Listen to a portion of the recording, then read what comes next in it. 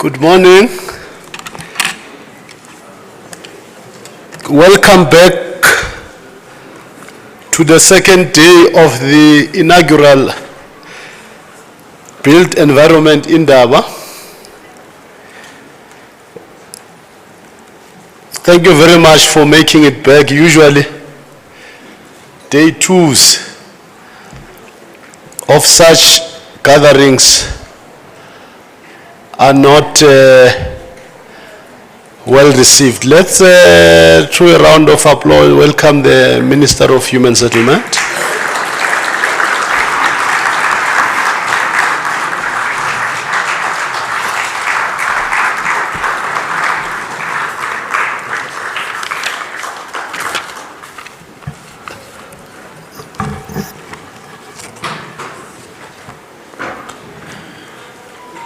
Colleagues, the order of proceedings has not changed. We will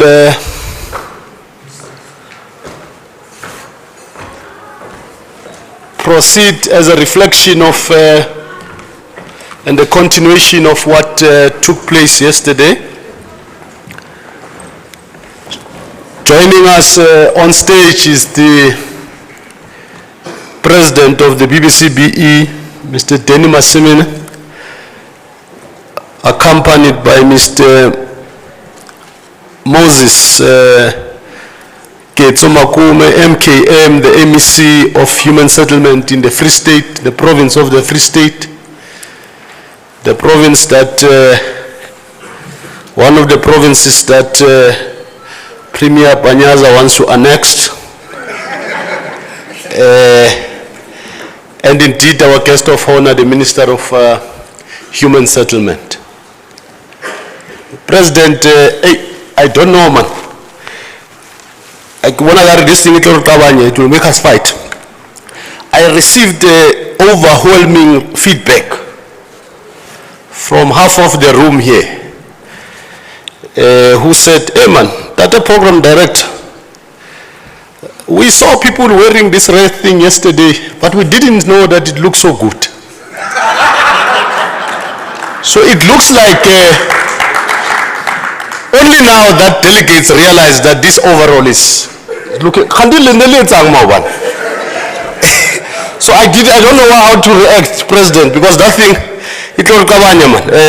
I value the relationship with the BBCBE, but when delegates, including the minister here, says, hey Tabo, you look good in this overall. I don't know what it says about you who was wearing it yesterday. Thank you very much.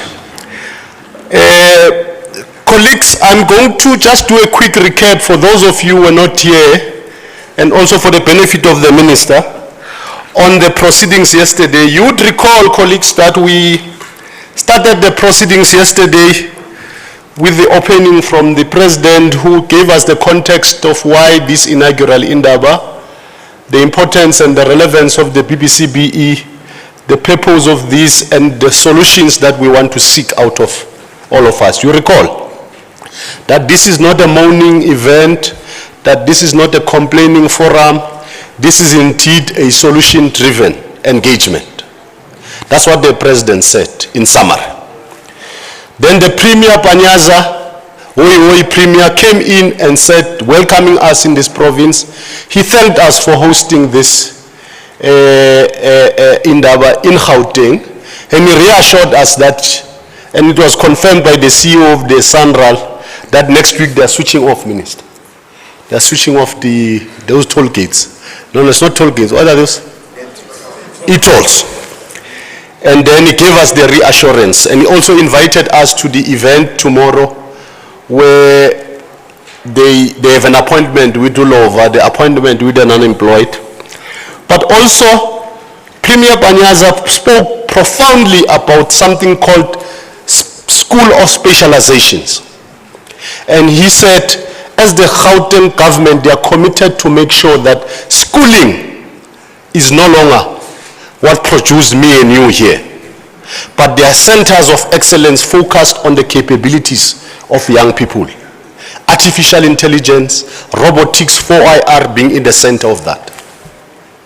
And we reassured the Premier that we are committed as the Sector Education and Training Authority, including stakeholders, that will participate in supporting any effort that seeks to create a school or academy or a primary school or secondary school that's focused on producing young professionals to support the sector in the future. He did also say that they are supporting infrastructure development and attracting the nearer provinces, Mpumalanga, Northwest, Free State. And he called that a progressive colonization of a special type that seeks to develop the country and create more opportunities so that all of us here can have work. The Public Works Minister came in to reassure us about something called the project book. You remember, colleagues? He said government has compiled a project book, and the project book is worth over 200 billion for the next financial year, and he invited all of us to go and look at that project book and see what opportunities exist for women, for youth, and for designated categories in construction. And we all welcomed those remarks by the Premier, and he also told us that the Department of Public Works supports initiatives to nurture, develop, and promote the recognition and qualification and certification of young professionals through mentorships, through various forms of career development to ensure that the future of this industry is in safe hand. Then we had panels of discussion sponsored by various sponsors. We called you professionals and colleagues from the DPSA, from the IDC, and from the CIDB, who came in here to reassure you that they support your quest for business opportunities and they are available to provide you and guide you to the right direction when you need such opportunities. Minister Shikunga came in, and what was of high level from Minister of Transport on her side was that of the 87+% of gravel road in South Africa, there's still a greater need for us to participate in road infrastructure and maintenance of road infrastructure. And that as a department, although government does not have sufficient and enough budget to maintain that, they are attracting P's public-private partnerships, DDMs, district development models, and all sorts of project tools that seeks to ensure that there is commitment and financial injection in ensuring financial support for infrastructure development and road infrastructure maintenance. Your potholes, the role of SANRAL in ensuring that those things happen. Deputy Minister Mahlobo came in here, reassured us about the importance of water use, water infrastructure support. He read us, colleagues, if you remember, the list of current and prospective projects. The development of the dams, the solars in the Northern Cape, in the Eastern Cape, in Gauteng and KZN. And he mentioned those billions. And he also re-emphasized the fact that government does not have enough money to carry out those projects, and therefore implored on us to look at possibilities of developing private-public partnerships in carrying out those water infrastructure projects. He did reflect on Nawaria being the National Water Infrastructure Agency, whose bill has been gazetted in September 2023, that will ensure that there's a water infrastructure agency that's set up and 100% wholly owned by government, which will go out in the market and create value proposition to attract equity, not just equity but project finance, to make sure that we have sustainable water treatment and water infrastructure projects. The DG for Higher Education and Training came in, reassured the minister's support to this summit, and told us about the importance of skills development in the higher education sector. He reaffirmed the department's commitment to future skills, scarce skills, and said that this sector and this Indaba takes place at a relevant and critical time in ensuring that we are able to promote, nurture, and actually harbor skills in our various projects. We went out to take a refresher and came back to a gala dinner that was hosted by the Deputy President of the country, His Excellency, Mr. Paul Mashatile, who reassured us of the support for the BBCBE, the support for infrastructure and built environment, and he even indicated that he will engage with the BBCBE leadership around issues of Tirisano. You remember the Tirisano Trust that relates to the voluntary redistributive program by the construction collusion that happened in 2010. He also said he will look into the issue of Chinese invasion, the uncompetitiveness that is presented by global conglomerates that come from China and other parts of the country, to look at that and look at the possibility of creating a framework for set aside for South African companies so that we don't have to unfairly compete with companies that have got a stronger and a much more better financial muscle and balance sheet in our various projects.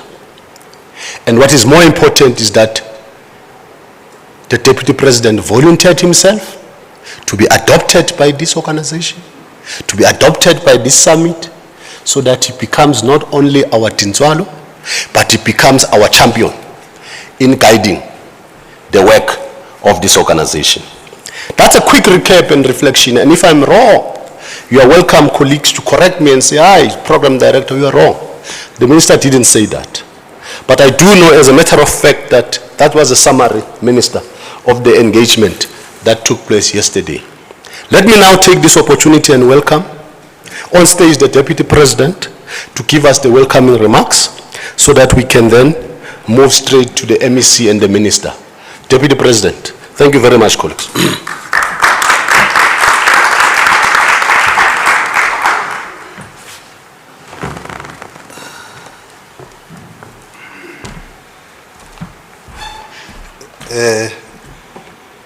Program Director, thank you very much. Ladies and gentlemen, welcome to the second day of our inaugural Build Environment Indaba. I would like to welcome our Minister of Human Settlement, Umam Kubai, MEC from Free State, Ubaba Moses Makume. Minister, we don't want to take very long. We definitely kept our delegate waiting for your speech. And then ours as an organization is that we had a very hectic day yesterday. And so far, Minister, we've achieved a lot of things yesterday. And then as an organization, we really appreciate the support that we received from this government. And a number of ministers yesterday, they've committed that they are going to work with this organization. So this morning, Minister, I want to say good morning to you, Minister, and then good morning to Baba Moses, and then Makume, and then good morning to President of the Black Business Council in the Build Environment. Good morning, Umamu Tiji. Yesterday, when I was addressing the gala dinner, I said it's very difficult to call her TG. For me, it's easier when I say Umamu TG.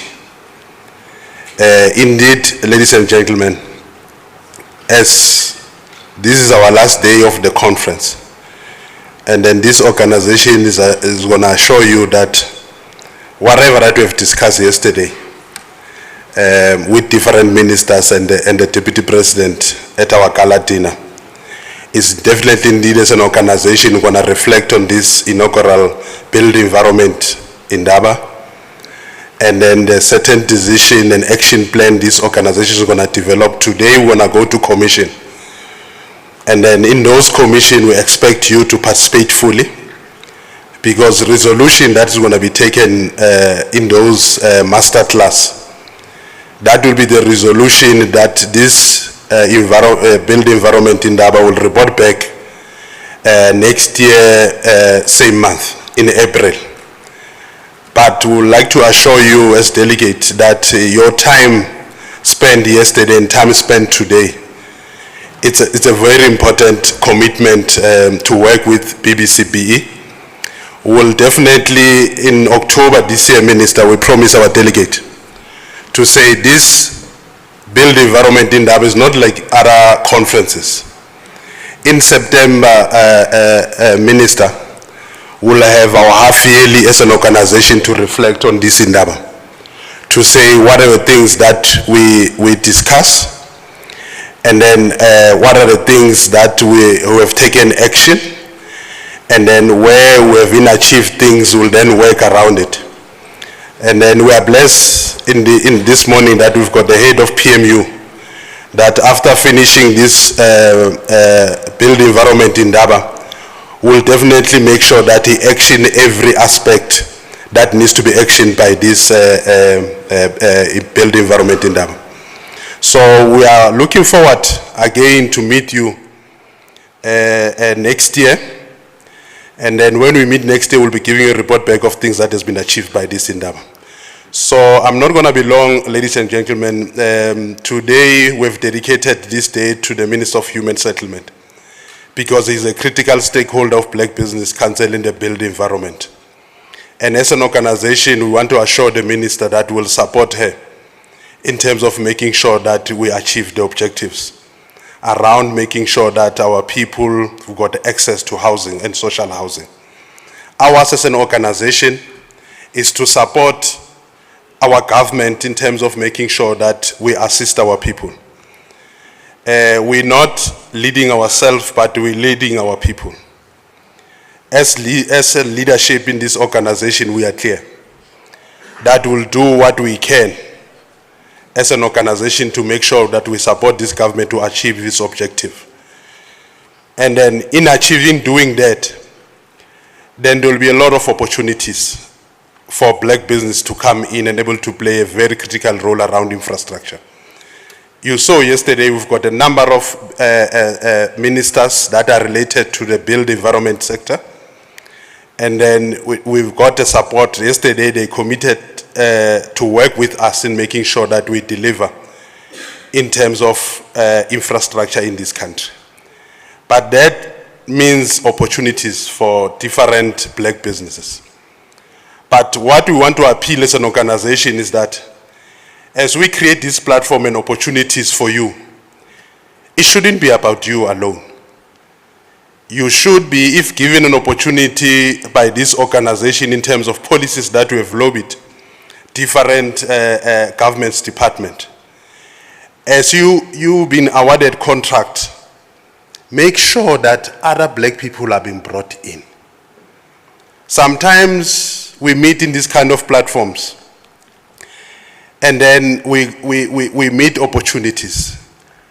Then after a person has now been given an opportunity to deliver certain product or certain services by a client, then people disappeared. And then those who are with you in your journey, they are not part of benefit from what we have benefited from this government. And Ma'am Kuba, yesterday I assured the Deputy President, I said to the Deputy President, in fact, as an organization where we are standing, we can see Canaan. We have traveled this road for 30 years, Minister. And then it is not true that this government hasn't achieved anything.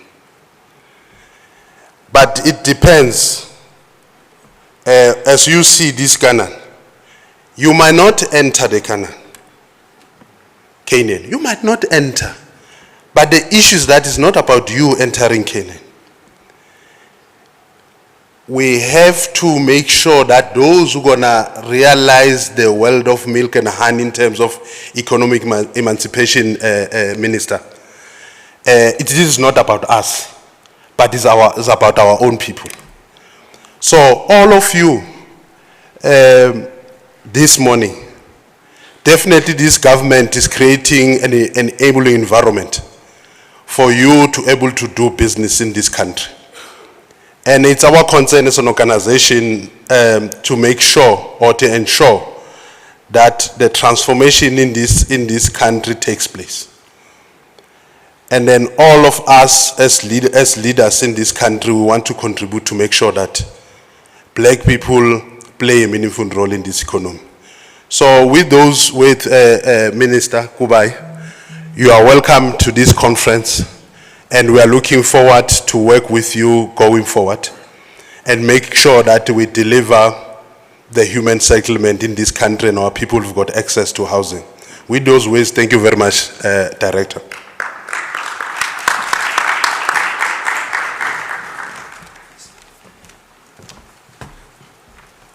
Thank you very much, DP.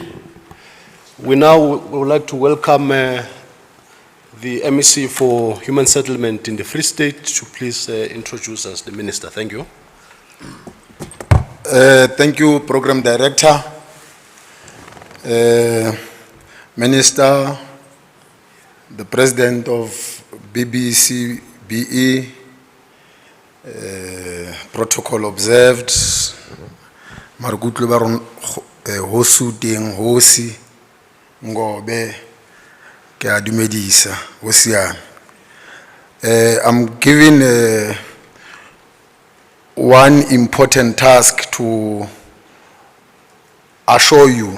The Program Director has been saying, the Deputy President has assured you this, MEC or Minister so-and-so assured this. I'm going to assure you that the Minister is going to speak here, but you must know who that Minister is. That's my role. I'm not going to say anything about the Free State that other people are intending to swallow it. They are not going to survive. So, the person I'm introducing, she's an activist who has played many roles.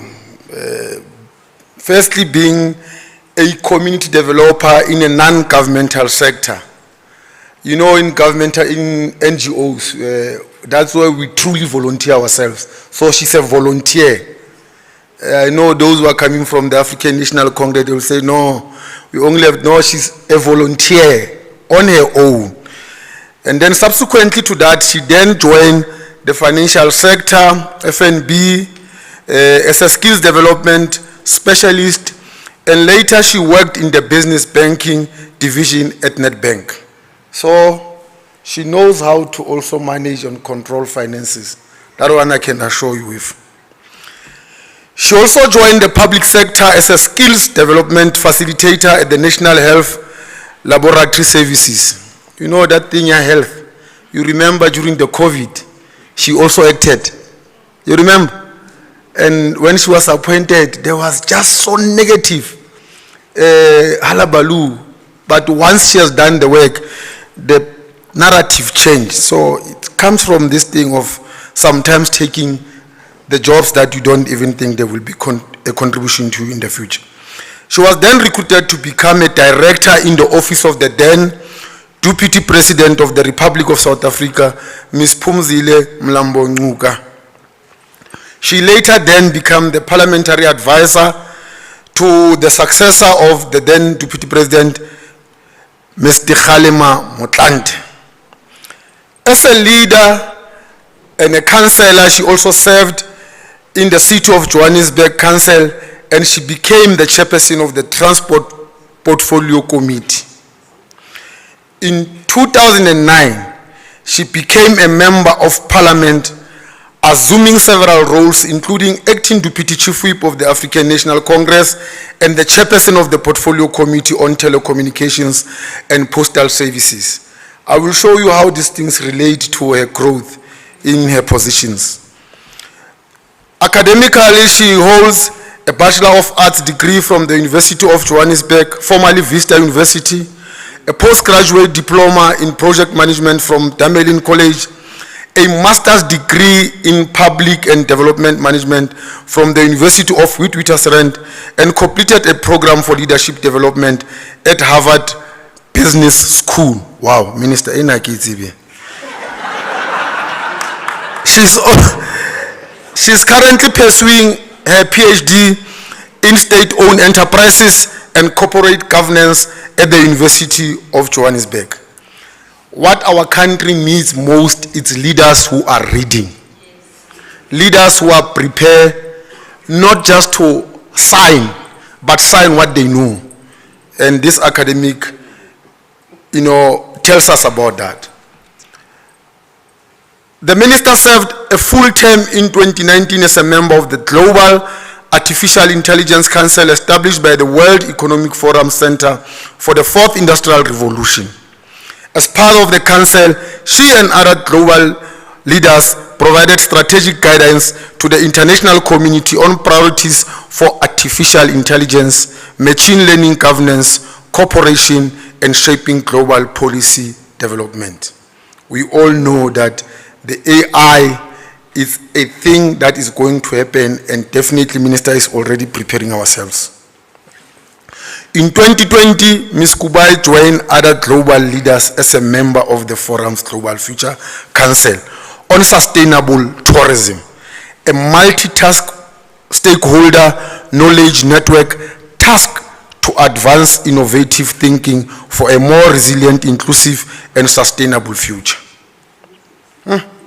And now, there's a story I want to tell you. I work with the minister because I want to tell you about the roles she played before she became the minister.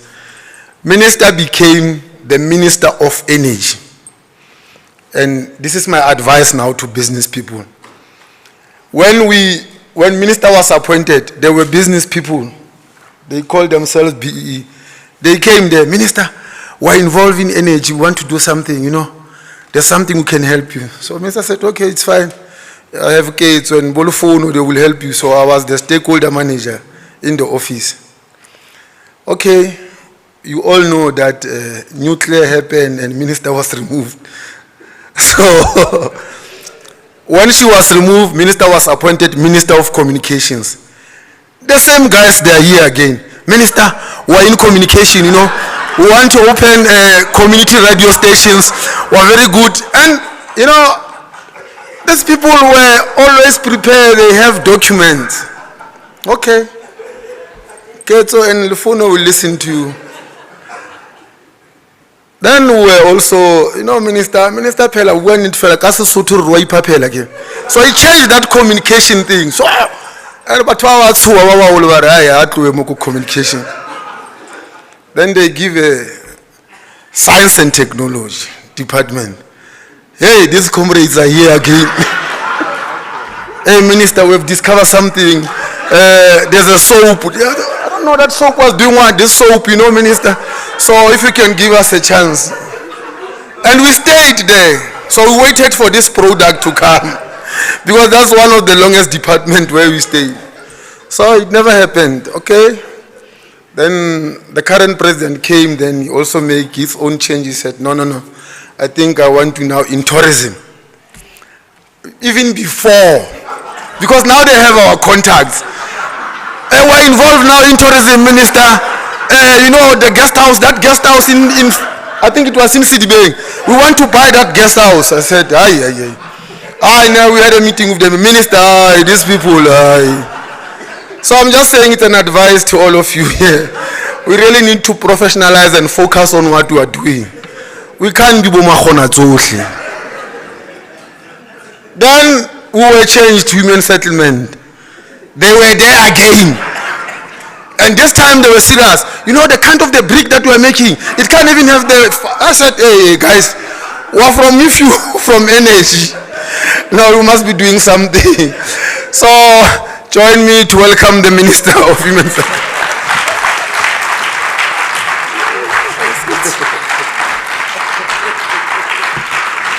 Thank you very much, MEC Makume. I call him Ketso. Yeah, it's just reminding me of some of the things, Comrade President. They always complain that I'm too accessible. Because people send me WhatsApp, I say, come see me. They send me Facebook, so that's how they end up with all these things. Acknowledging the MEC of Human Settlements and COGTA in Free State Province, MEC Makume, the program director, who is also the chairperson of Construction CETA, Thabo Masumbuka, the president of BBCBE, the deputy president of BBC, who's here with us as well. I work with them very closely, and I think I must say I've always worked with a mother body more than the substructure, President. I think that must be acknowledged. I get to see Comrade Greg quite regularly, and we do quite a lot of work, but acknowledgement that we need to improve. Acknowledging the chairperson of HDA, Hosingobe, CEOs who are, and other board chairpersons who have joined, of state-owned entities that I might not have seen. The CEOs who's present, I saw Tato Ramaidi, fresh from the box, PPRA CEO, distinguished delegates, ladies and gentlemen, good morning. It is quite a pleasing moment to be able to join you in this gathering, especially looking at your theme, building transformed, build environment through collaboration, procurement, and skills development. I think this is quite important in how you have literally put this together, because collaboration will make us reach further. Procurement is the basis, especially public procurement is the basis that we could utilize to transform, but skills development in building excellence remains critical, and we can avoid what Ketsu was talking about. This is momentous and critical. I think some people might say, why less than 60 days before the election and the end of the administration?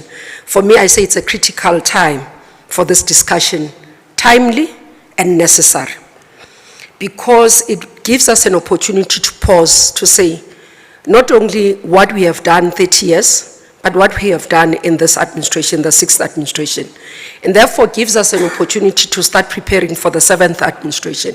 And I can tell you now, having been in government over time, the work for the 7th administration has started in terms of planning, in terms of starting to put together the MTSF. The framework will be there.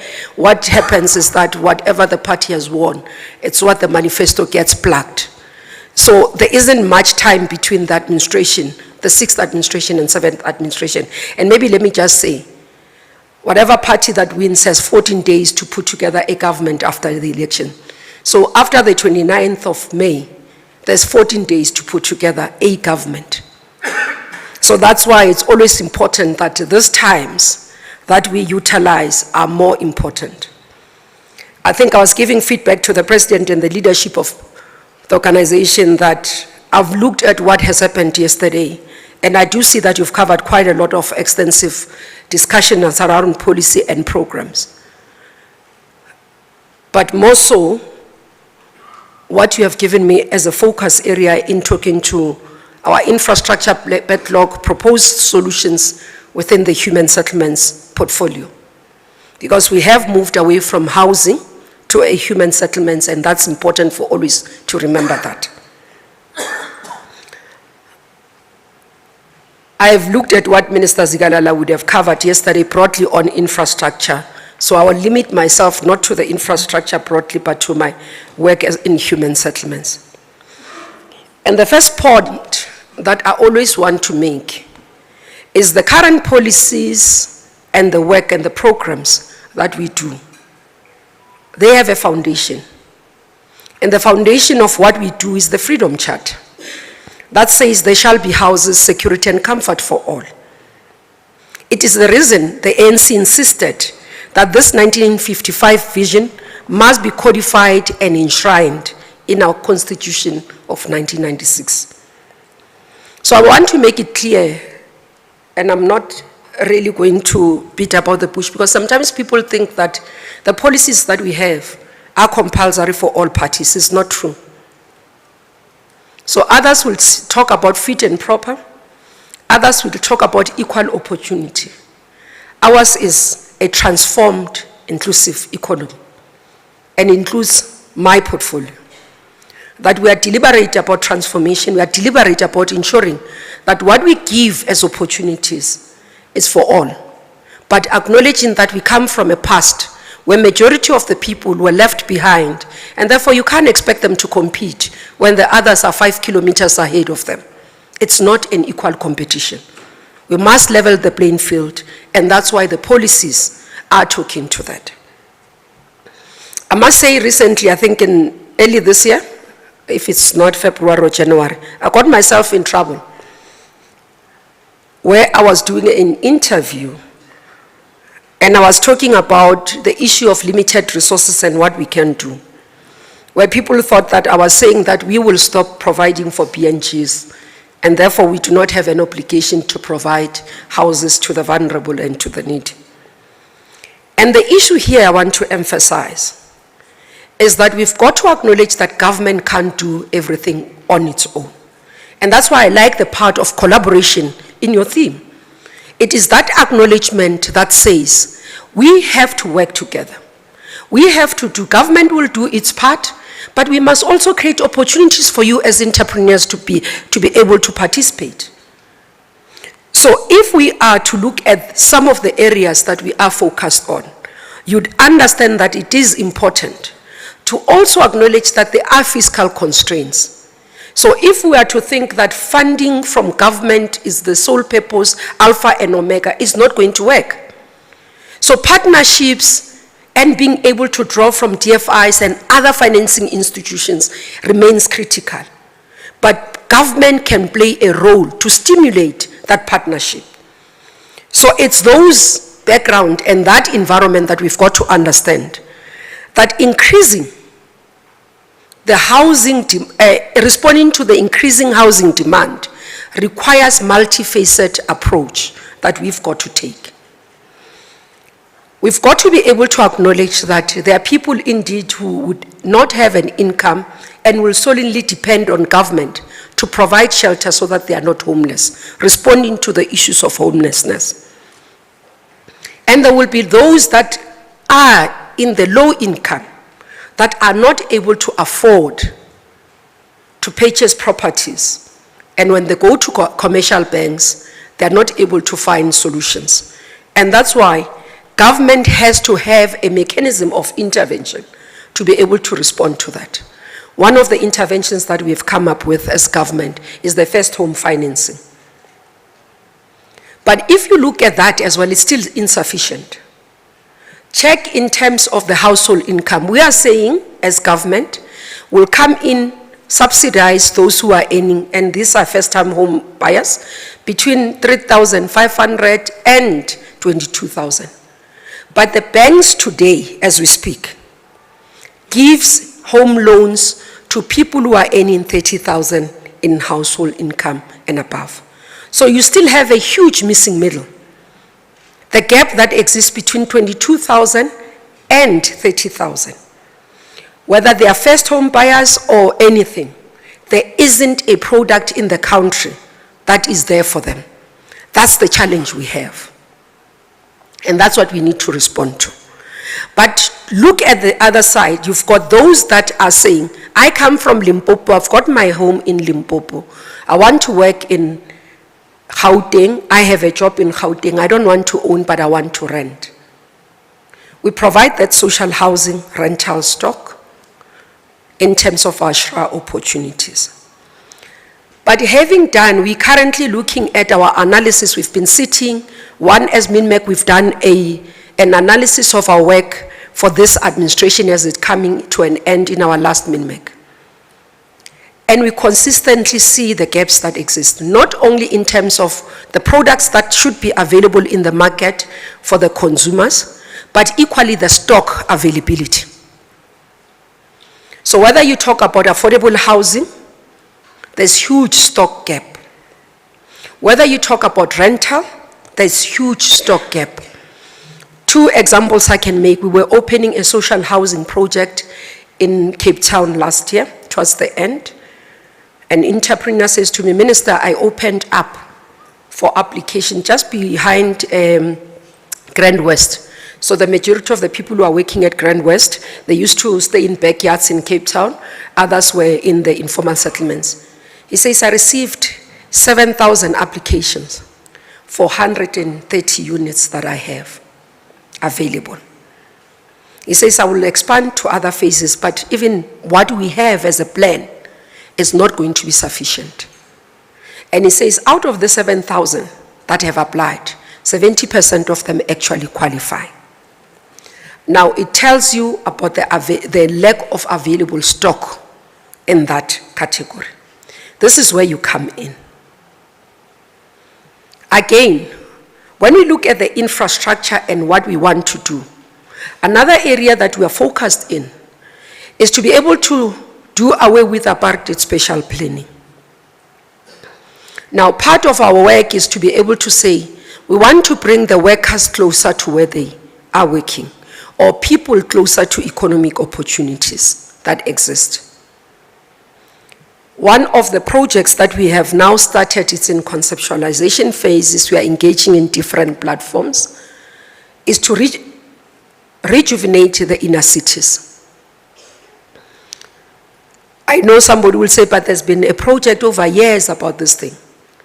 How we anticipate to do this thing, it's through starting with government employees.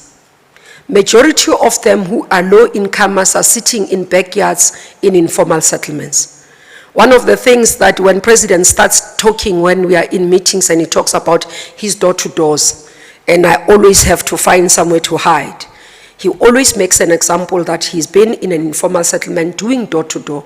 He finds a matron who stays in informal settlement. One time he was walking and say, this woman going to work. He thinks that, no, she was there to see a patient. She interacts with her, and then only to find she resides in the informal settlement in a shack, having worked for government for 20 years. And he says to me, Minister, it's unacceptable. This is the challenge. Looking at our workers in terms of the burden of responsibilities they have. Most of the time they do not have money to take. NSFAS does not qualify their children to go to school, therefore they have to pay for their schools. They can't qualify for the bonds because sometimes they are over indebted, and also they're spending 70% of their money on transport. There isn't anything left for them to own a property. So therefore, in terms of affordability, they're not able to. So currently we're working with NHFC, and I'm flagging this because these are some of the opportunities that would exist. We're working with NHFC to put together a response to our workers in government, both in terms of de-risking them and rehabilitating them so that they can qualify. But once we do that, it means they are going to need this accommodation. And our interest is not for them to go now and buy in Soweto and travel to Pretoria. We would want them to stay within the inner city of Pretoria now, or move from Mamelodi to Pretoria. And one of the issues that we are doing is to work together with Comrade Sihle Zikalala, Minister of Public Works and Infrastructure. We have started to identify the buildings that belong to government in inner cities. We've started with Johannesburg and also Tshwane. So our first target is Tshwane, Johannesburg,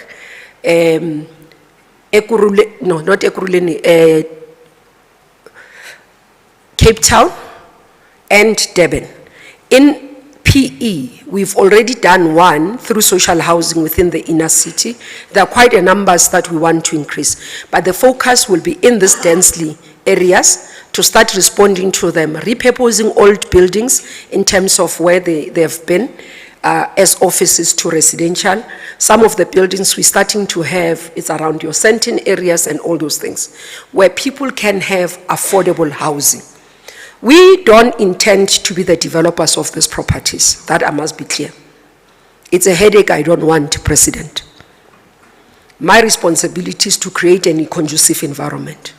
You as built environment practitioners and companies, this is a space that you should be able to play.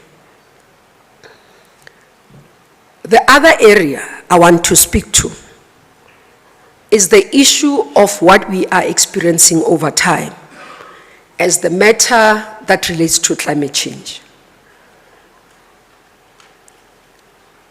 We've got to change how we build, as a matter of fact, going forward.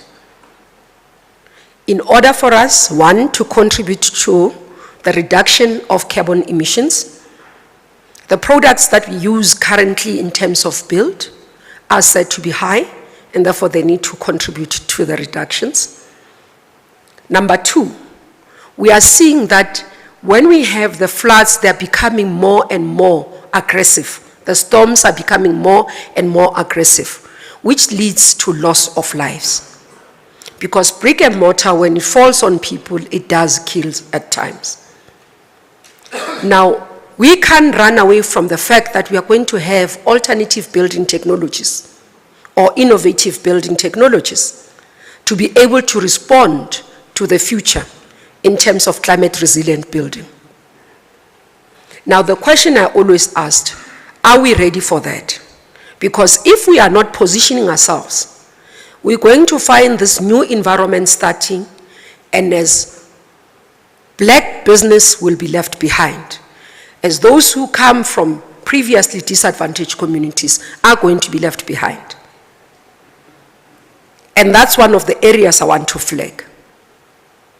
One of the things we did recently was to test the market. We issued a request for proposal on alternative building technologies or innovative building technologies.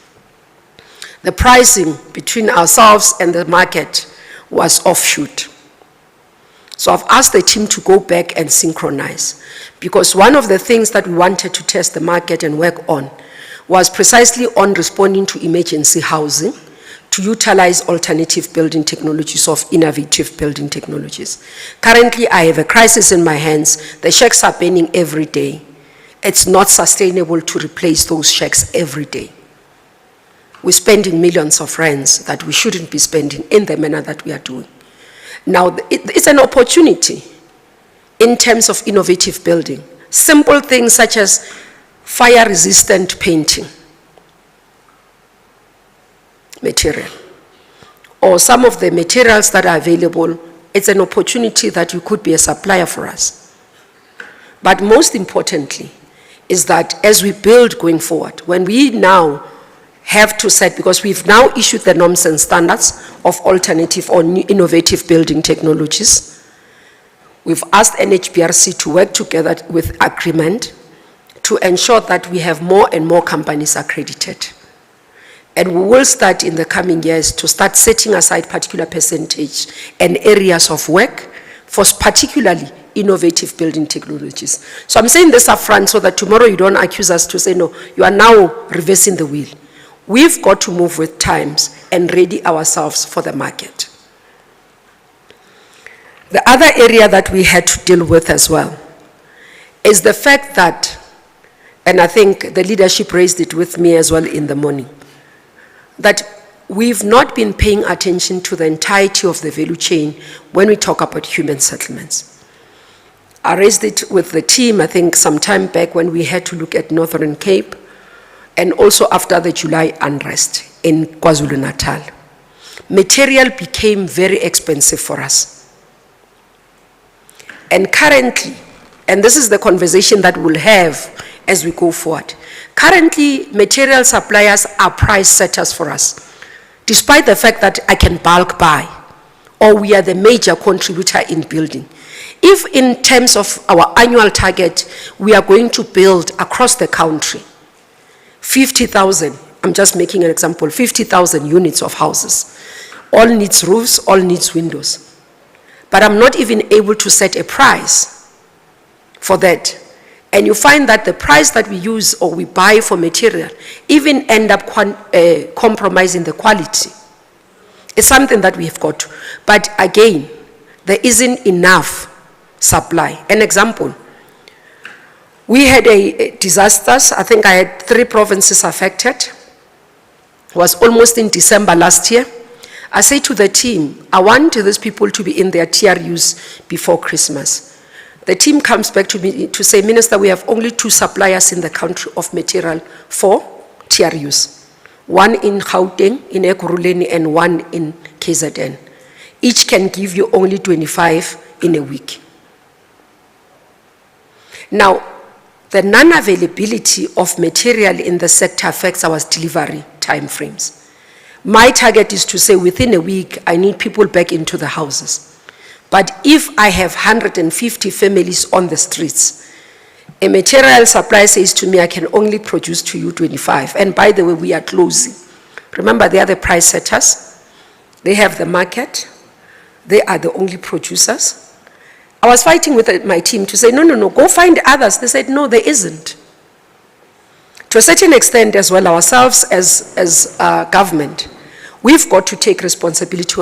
We've got to ensure that we support these programs. And one of the areas could be in the black industrialist area, where we deliberately go and understand the value chain. I raised it with IDC recently when we had the black industrialist program, that I would need to see more of support in the human settlement side from the black industrialists. At least next year, I want to see several of the black industrialists coming from our side.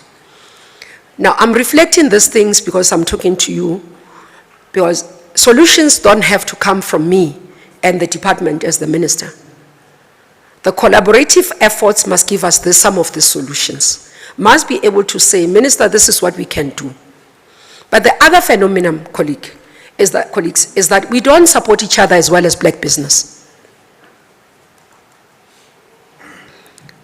MEC was raising the issue when we were sitting and says, you say to people, go and buy from this person who is a black business. They say, no, that one is not going to deliver. I want turnaround time, but I'm able to bring down the cost, so I'm going to buy from Mr. Van Donder.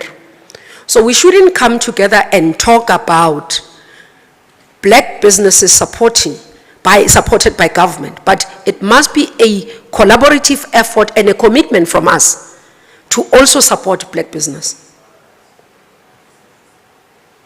So if I have a contract of building 1,000 houses, yes, it might be, do you break it down and say, I'm going to have the subs in this manner, it's fine, but where am I buying my material?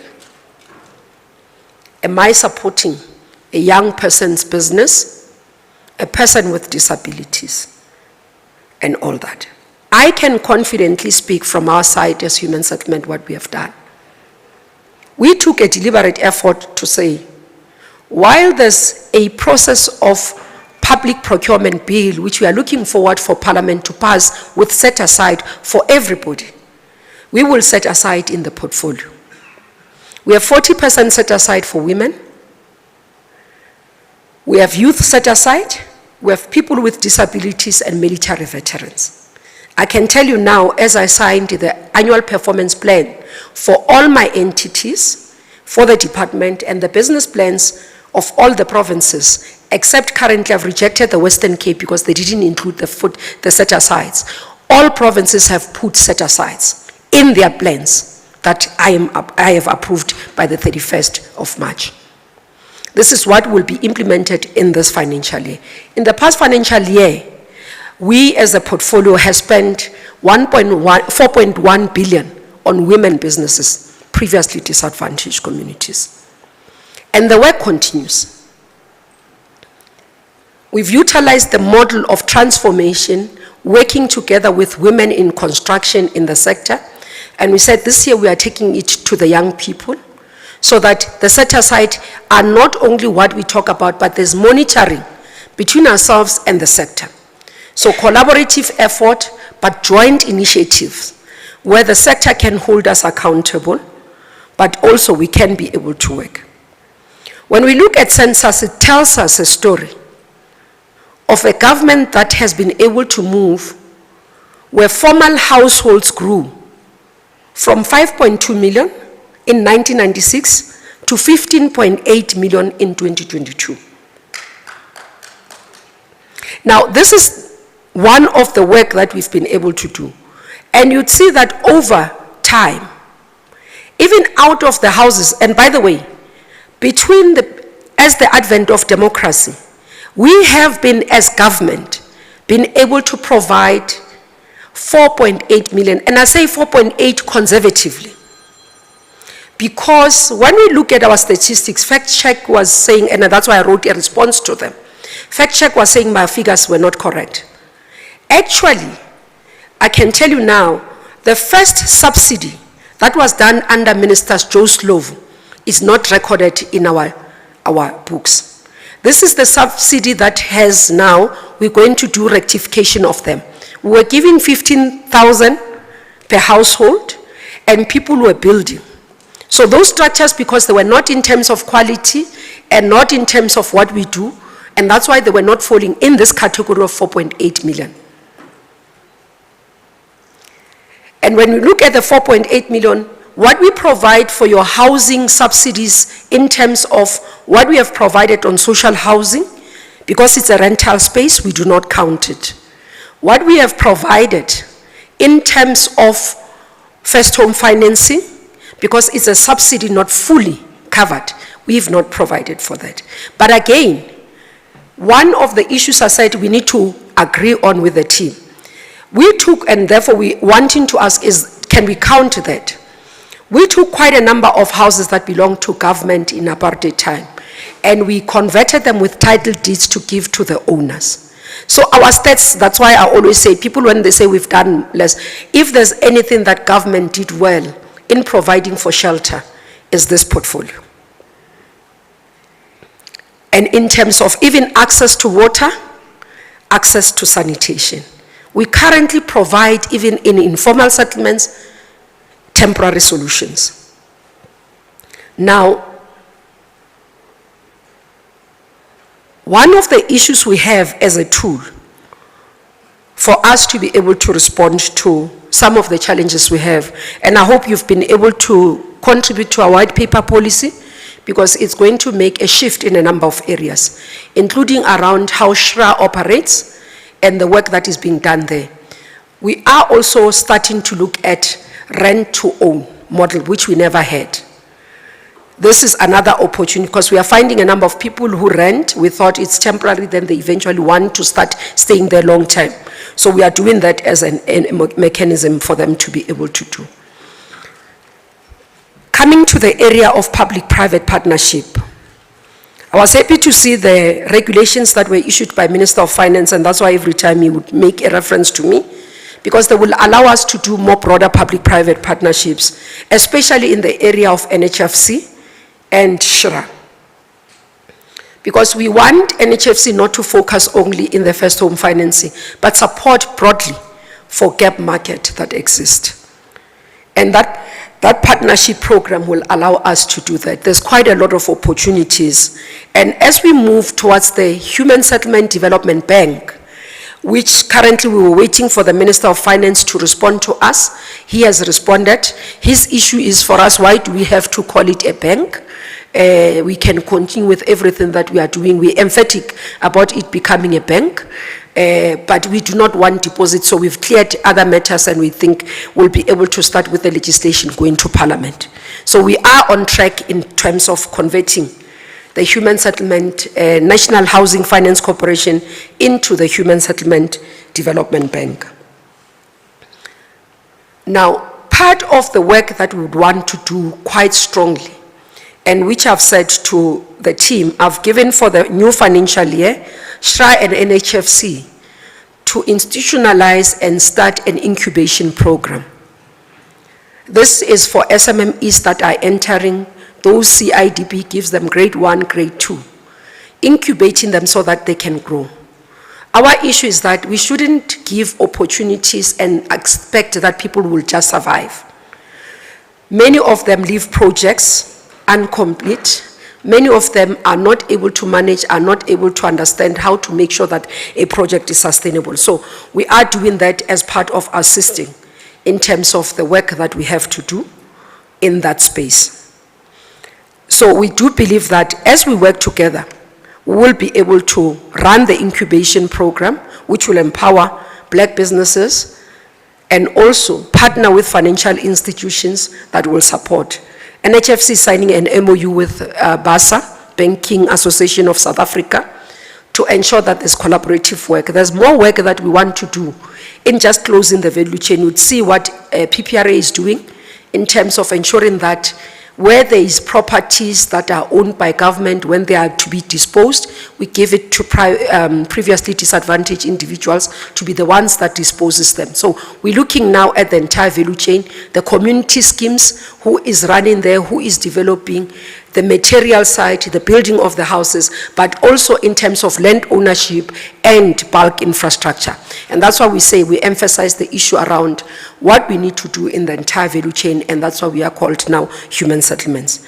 As I conclude, Program Director, with all these issues that I've highlighted, we can achieve these things when we work together. Our government has created many platforms. Policy-wise, I think it's one of the issues that we've been able to push and position ourselves even for the future. We do still have to do a lot around transformation. There's a lot of work. One, in terms, as I say, when you look in terms of big property markets, I remember with SALGA having a property development summit, and they came back to give me that there's still a lot of work to do, especially in terms of big developments, so that we can be able to see the landscape changing. And we can only be able to do that when we work together, but utilize public procurement. I'm very emphatic about it. Utilize public procurement as a stimulating platform for growing black business. And that's why I'm so passionate about the public procurement bill and seeing it to coming to life in my other head in the ANC as ETC chair. Because we believe through those, we shouldn't leave it to people to decide. The set aside must be prescribed. Then later, we can review the legislation when all of us have been on the equal footing that we can be able to benefit. So I have no doubt, Program Director and delegates, that with our commitment as government, and by the way, we are not going anywhere after the 29th.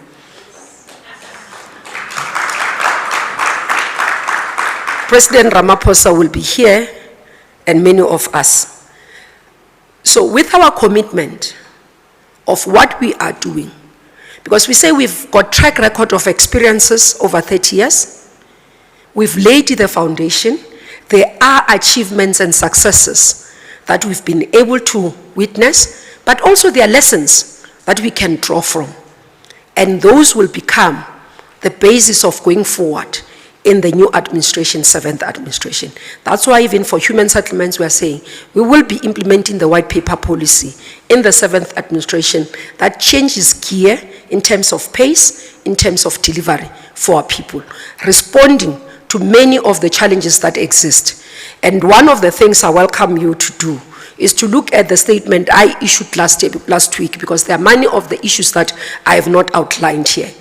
There it sets the priorities for 2024-25 financial year for the sector. Out of those, there are opportunities, whether you talk about rectification, you talk about removal of asbestos roof, so there is focus of where the money will go in this financial year. And I hope you are ready to be able to be participants, but also help us to create a conducive environment for our people, but give decency, give security, comfort, and shelter for our people. Thank you very much.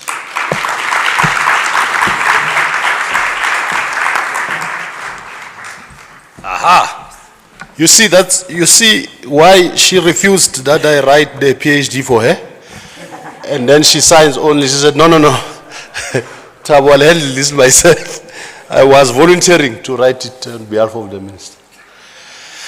Thank you very much, Minister. Except that, Minister, you know, and you are right, it's so sad that when we see shacks dwindling in fire every day, every windy season in the Western Cape. Very sad. Although in every crisis, opportunities are born. You know, Minister, you'll be shocked and surprised to note that there are shackipreneurs that are born out of Cape Town. I drove in Khayelitsha the other time and I found a shackipreneur pushing a shack. Brand new shack. Shiny. And when I asked, how much is each? You'll be surprised, colleagues, that a one-room shack is about 10,000 rands. 10,000 rands, a one-room shack. In fact, DP, they are as creative as they have a double-story and three-story shacks. Find a bahlali power. You wethu upgrade ishile. Shala good double-story shack. They are there, and they are milking it, eh? And no wonder why. If you don't believe me, drive along that Rustenburg Road as you get into Pretoria, in Peli. What is it called, that route? N4, ne? The last part of BBCBE Indaba, Natrechville. The last time I drove there was sometime before COVID. I don't know how it looks now, but it's shiny there. There are new shacks born and created every day. And those are the things that reverses the gains and reverses the target, because the targets are moving. Minister will tell you how long it takes to approve a single RDP house, just from a policy and procurement framework. Just one. And the cost, because it must come from fiscal, it takes longer. So by the time human settlements departments have approved 100, RDP houses to be constructed, 1,000 more shacks have actually been. I mean, with the euphoria of land grabs in every open space, you see them wherever you drive. There are those who agitate for land grabs and they call people to demarcate themselves space. So this is a moving target, and I have pity for people like the minister, because you need to balance. Once you're chasing targets, you must balance that against the policy imperatives and the framework compliance. Because once you miss one step, the media is on your case, and it's called it's flagged as a scandal. As I ask the human settlement panelists to gear themselves up, I know they are mic. I'm going to be generous. Minister has got to run. I'm going to be generous and give you two opportunities. One this side and one this side. Engage the minister.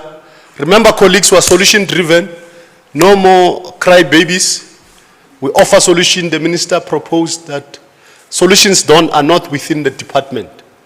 Most of the solutions are within the industry. By the way, Minister, you'll be interested to know that South African women in construction are here. President is seated here in front, Metlara. I know you didn't see her. You will also be interested to know, Minister, that in those girly hats that are pink, the South African women in roofing didn't know that there are women specializing in roofing that you spoke about, that are cost drivers in what you call. They are here, they are going to be part of the panel to offer us solutions on how to mitigate the cost of doing infrastructure and human settlement in this country. So colleagues, as the mics are roving, can I get a sense that the mics are here? I see President of Women in Construction is here. I see one. Just those two hands. Engage the minister. Then we get the panel up. Then the public procurement bill panel is also going to get ready. And then mic up as soon as then we'll break into master classes. President. Good morning, leadership. Thank you so much, Program Director, for the opportunity. I would like to acknowledge our Honorable Minister of the Republic of South Africa, Department of Human Settlements, and also the Honorable NEC of the Free State, seated next to your HOD, next to me, who said NEC. Also the leadership of the BBCBE, the President who invited us in this occasion, but also serving as a member organization to the BBCBE. We also acknowledge you and your NOP for the job well done. I would also to acknowledge my colleagues from the different political organizations.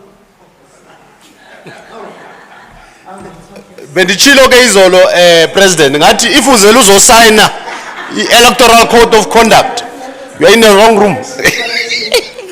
From the construction industry, my colleagues that are part of the trust team of the Department of Human Settlements, because we are a trust team of the Department of Mama Okubai. And I'm here to appreciate today, Honorable Minister, the government of the ruling party, and even the portfolio that we have been given to drive in this national department.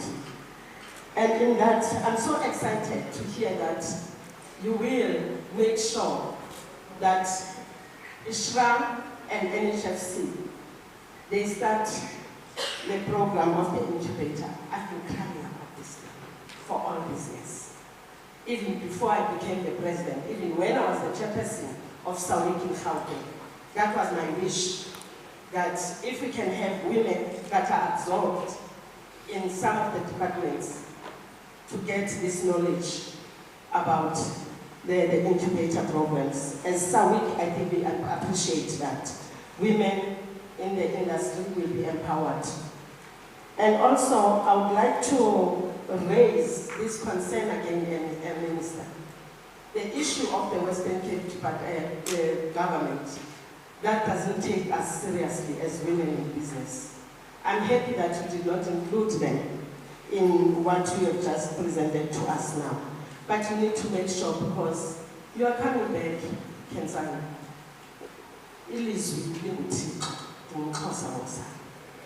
You are coming back after the 29th. And make sure that that Western Cape, you change those systems by maybe putting that government, the administration. Because there's no way that we can have women that are in the province that are also business women that does not achieve the 40% set aside because of the government that does not have a vision for the black people in South Africa. Okay. And we'll appreciate if you can make sure that you deal with those people accordingly. I don't have much to say. Thank you. I've never complained with this department. Yeah. I've just attached my signature All right. on the 8th of March on a social compact, sort of an MOU with the department. I, for one, I am happy and I still believe that she will do more for the women of South Africa. Halala, Malibongwe.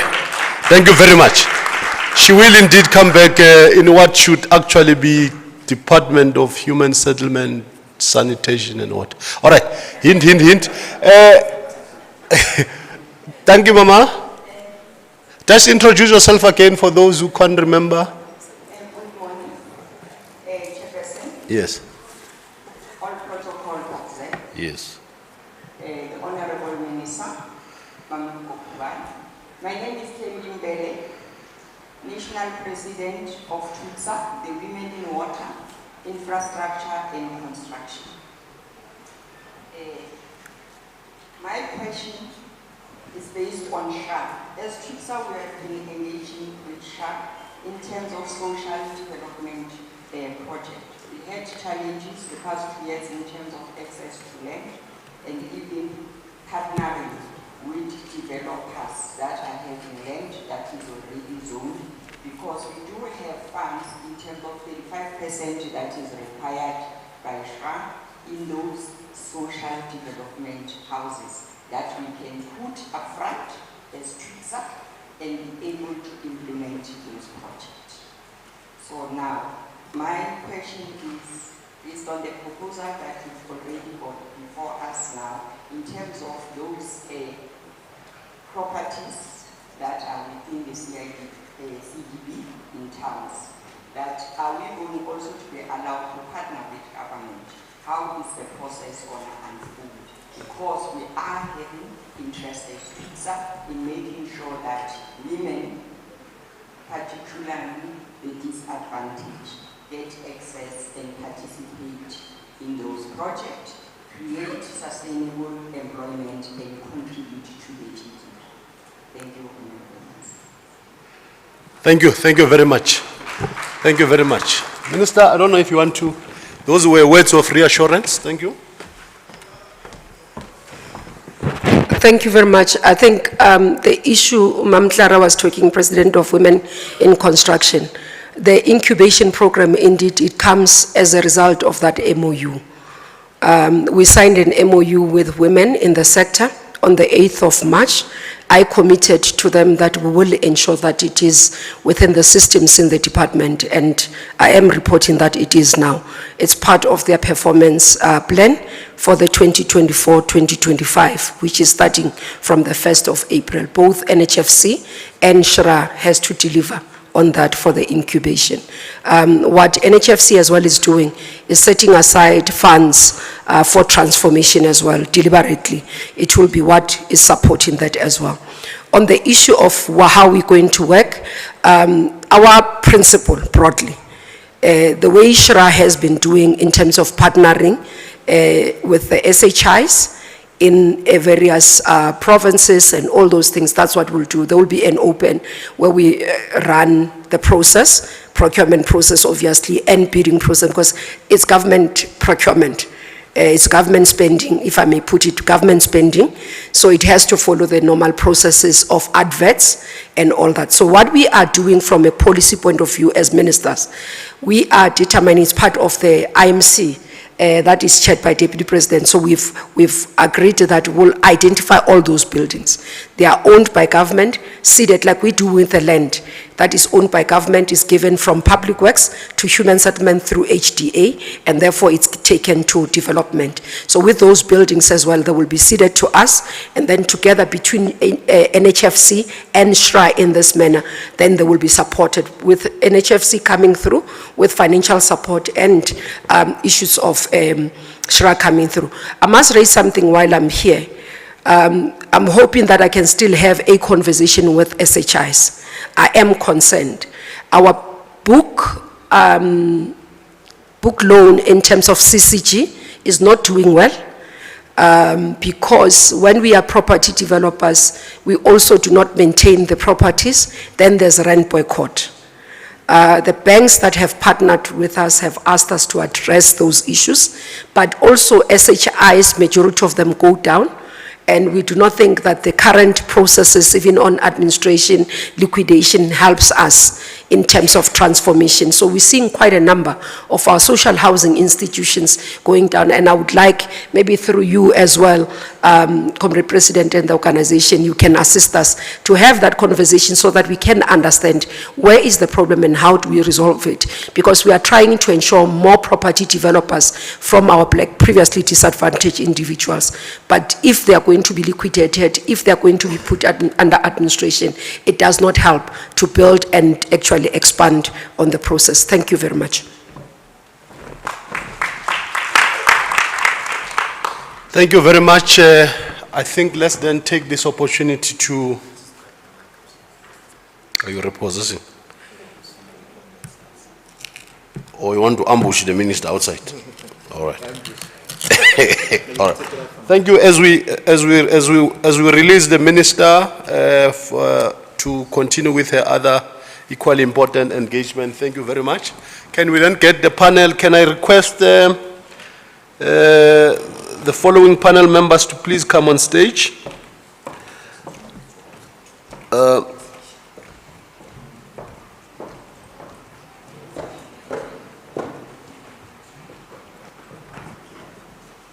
Can I request the Managing Director of Amedzo Trading, Dr. Julia Petla, please come on stage. Can I request the Mayor, Julia Choke? Can I request Mr. Deval Kukumur from SHRA?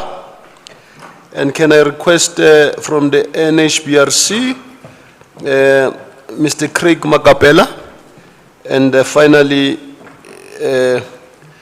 our new CEO, fresh from the box, Metato Ramali. Yeah, fresh from the box. with a new thinking and approach, the CEO of the PPRA.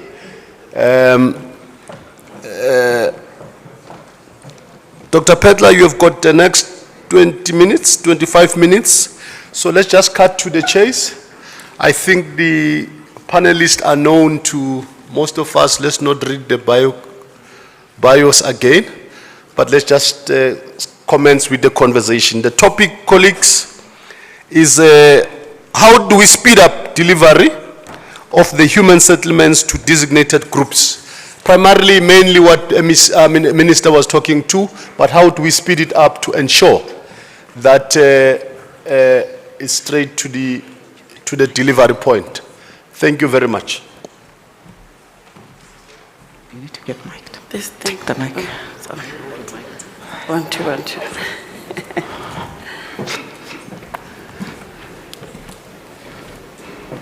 Welcome. Thank you. You've reached 25 minutes.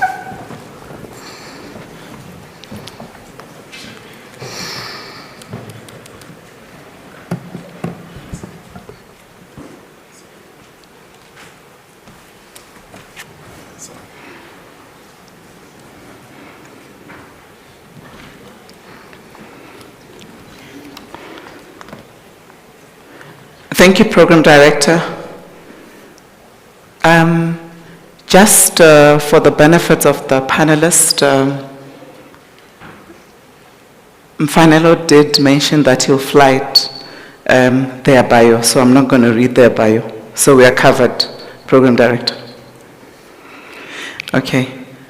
Honorable Minister of Department of Human Settlement and MEC of Human Settlement in Free State, who've just left. The President of the BBCBE, distinguished guests, ladies and gentlemen, all protocol observed.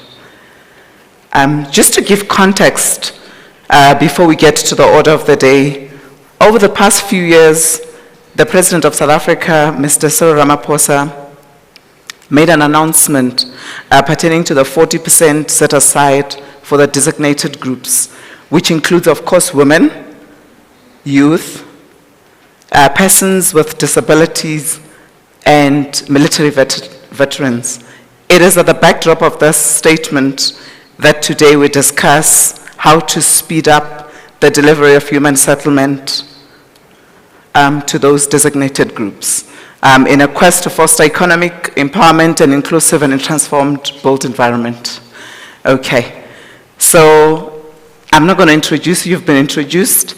But I want to start off by congratulating Ms. Ramaidi. On the 8th of March, when we're celebrating International Women's Day, she was introduced to me as acting CEO. And I said, "Hi, I welcome you, acting CEO." And she said, "Oh, hold on. We are not in Hollywood. I'm not acting in any position. Please. I'm a CEO." And I said, okay, I note that. And a couple of weeks later, we're here congratulating her on her appointment. Congratulations.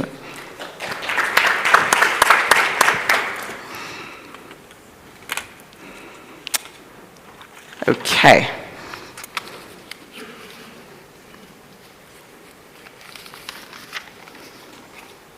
May I kindly request the panelists to give a brief introduction of their respective organizations and the mandate pertaining to human settlement delivery. I'll start with you. Okay, thank you, Madam Chair. Juliet Soke, I hail from an organization called Women in Professional Roofing and Waterproofing Association. Our core focus area is professional development.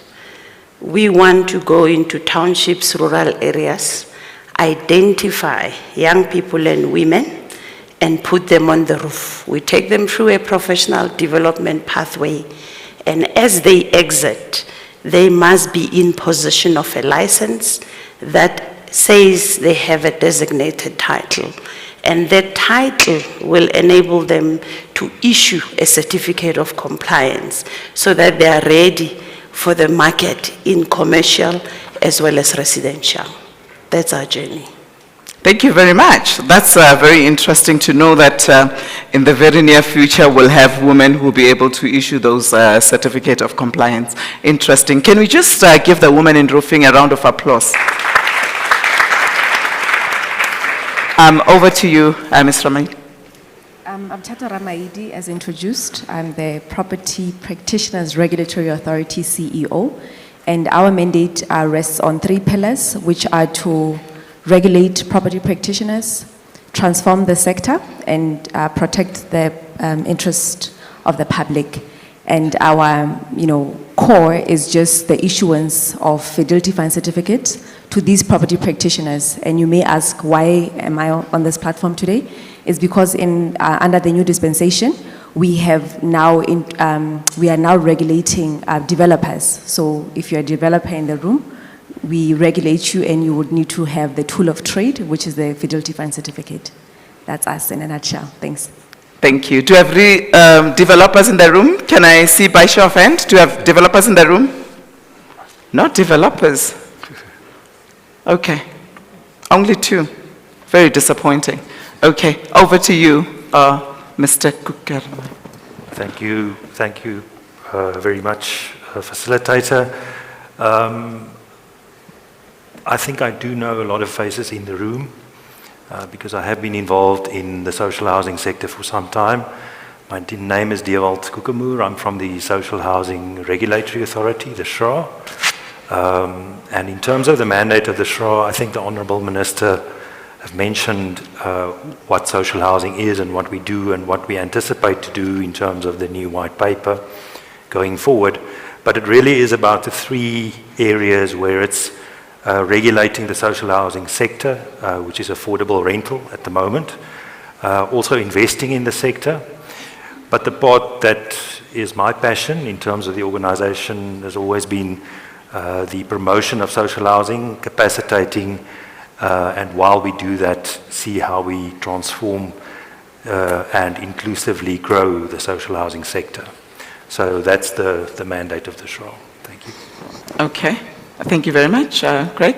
Thank you, Facilitator. My name is Craig.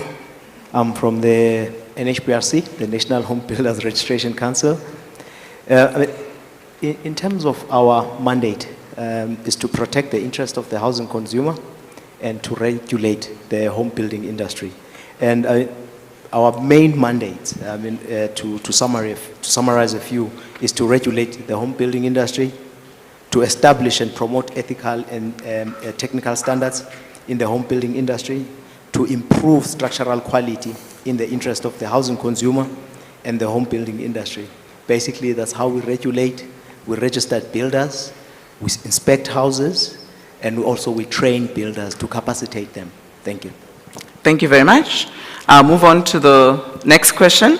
How does the organizations implement the goals of human settlement? From the PPRA side, obviously we have to ensure compliance with the regulations, which I mentioned in my opening remarks is issuing fidelity fund certificates, right? But from the Department of Human Settlement side, and the Minister obviously went into it in detail, is the 40% set aside, which now it is in our APPs, the ones that she has signed recently. So it's no longer a by the way. So we are mandated to ensure that 40% of our procurement spend is, dedicated to women in business, and then a percentage to the youth, like you alluded yourself as well as military veterans and persons with disabilities. And I think I'm speaking on behalf of my colleagues as well, because there are 6 entities under the Department of Human Settlements, and that's how we will contribute and ensure that we have to succeed, because now it's part of our KPIs, right? So yes. That's how we will be managed and based on performance. Great. Yes. I love the fact that you think I'm youth, Ms. Ramaidi. I do qualify to under the youth bracket below 35, right? Yes.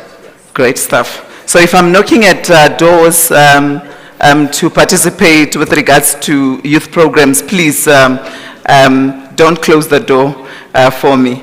Okay. So you've spoke for the rest of the team. Are we covered, Devil?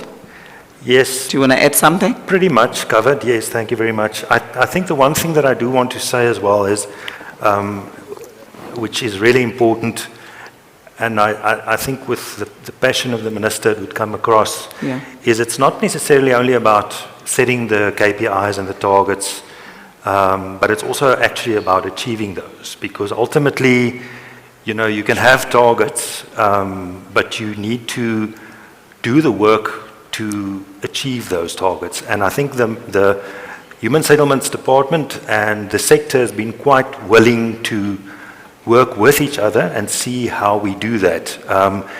Because, you know, in previous years, and the Minister acknowledged this as well, is some of those targets have not been achieved. And what we have also seen is that you have to create the policy, the enabling environment in terms of the targets.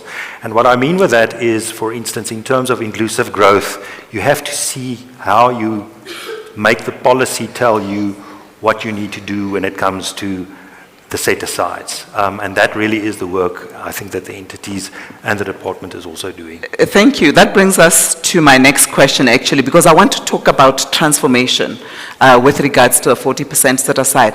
But I want us to talk through the policy. Let's talk about the strategy. What is it that we're doing to make sure that it's not just a talk show, but we're implementing, and the people on the ground are actually realizing that 40% set aside?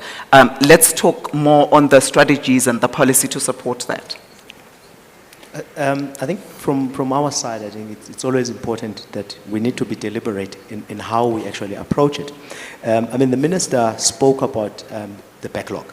With the backlog, we cannot eliminate it or catch up with it by using brick and mortar. We need to actually ensure that we introduce the innovative building technologies. And we have an MOU with Agrima, whereby we also assist them in their database, because there's alternative building technology, but there's also innovative building technologies, whereby you're still using technologies that have been approved, but you actually augment them. But you need an engineer, we need to do tests. And what we've picked up, especially with the youth and the previously disadvantaged, is the affordability of actually testing these systems.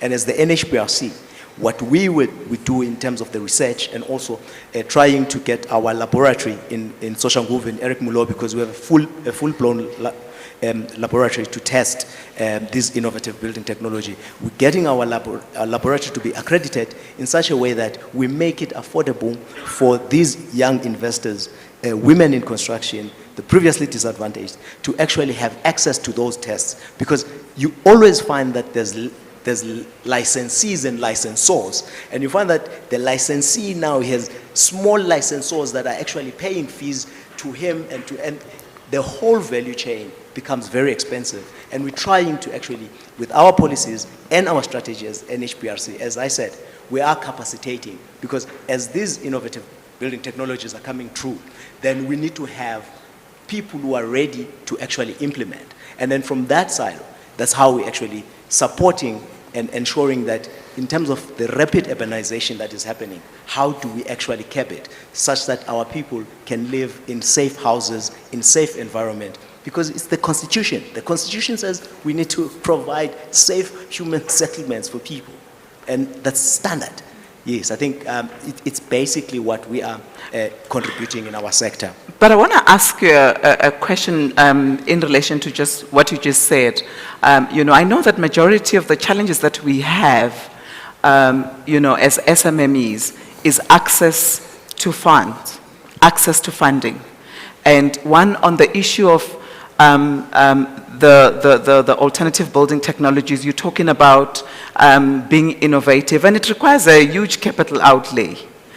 You know, and I want to find out, maybe it's not in your respective areas, but what is it that we can do to make sure that, one, they get access to funding, and two, access to market, because in as much as we're talking these new technologies, are we creating enough demand in the market to be able to request for these building technologies that we're talking about, the new building materials that we're talking about? And that's a fair question that you're talking about.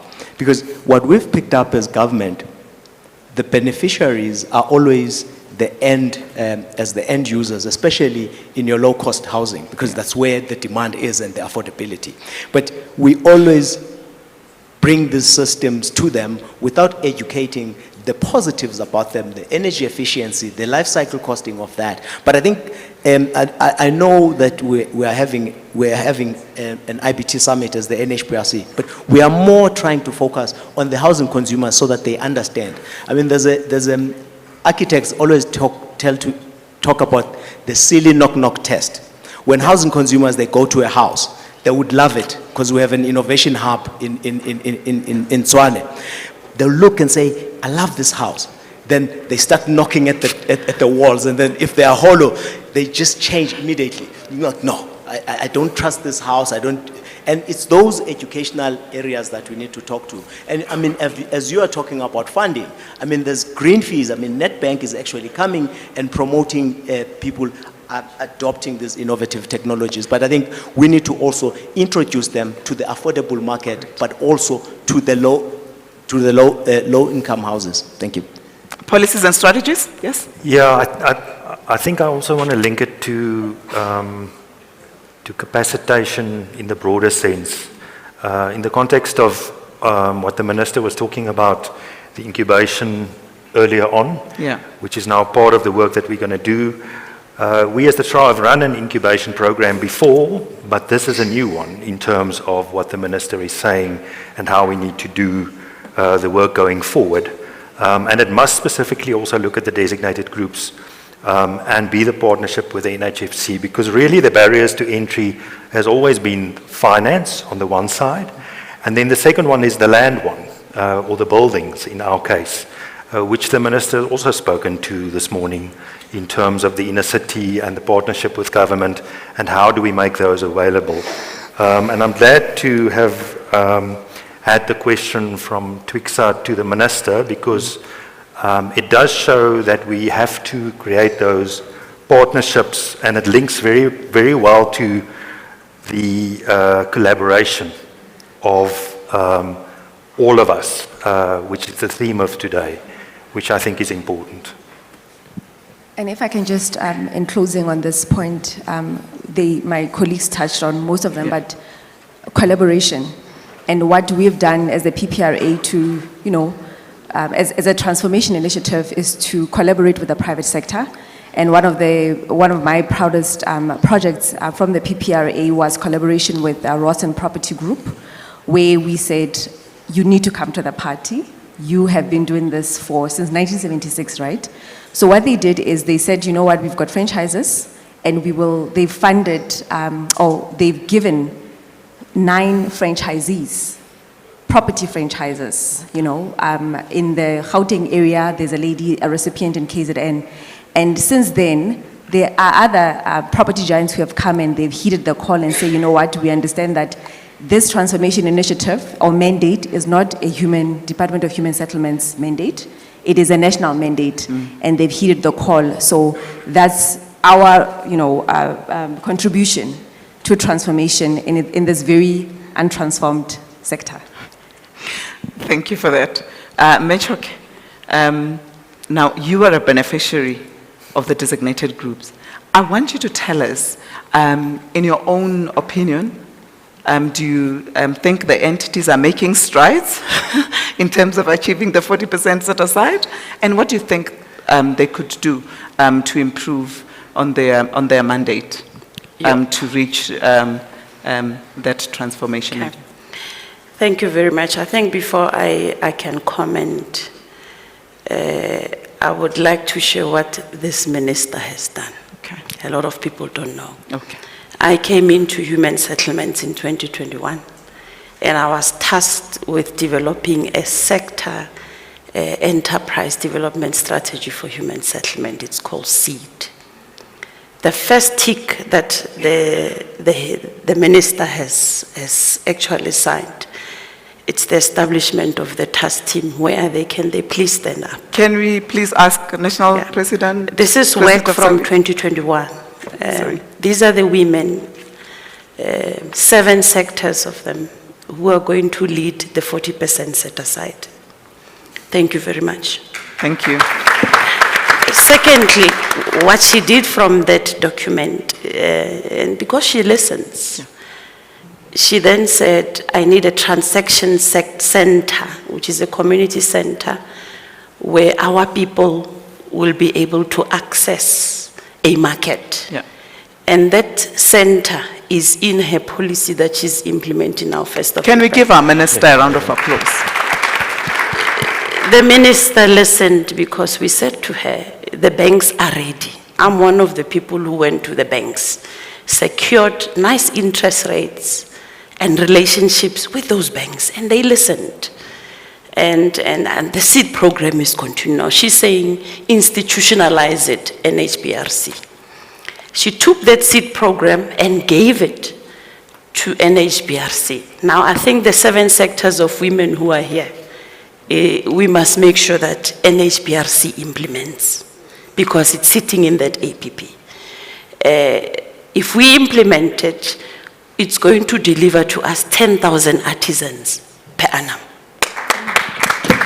It will create, if we do it correctly, as we implement it, it will create 20,000 artisans who will probably have contracts in different markets, who will not run for tenders. That model is there. So the minister has listened. Today she has delivered another thing, and she's saying it's already in the MTSF. So I've heard the team talking about the social compact. We have signed it. So it is this team that must deliver. So go back to the seed program. Go and see what the minister, she's busy ticking. Yes. You know, and I want to also congratulate Martha Sidumedi today, this woman here. Because I think she's the mother of this conference. You know, every house has a mother. Thank you very much for consolidating this task team. And we from the roofing industry have a gift for you, because we want you to build a legacy. Wow. We want you to submit a database of 20 learners to us by Monday, so that we build a legacy for you, for what you've done. Can Ms. Dumedi stand up so people can see you? Yeah. And can we give a round of applause for the sterling job she's doing? And then from this audience, there are engineers, there are workplaces.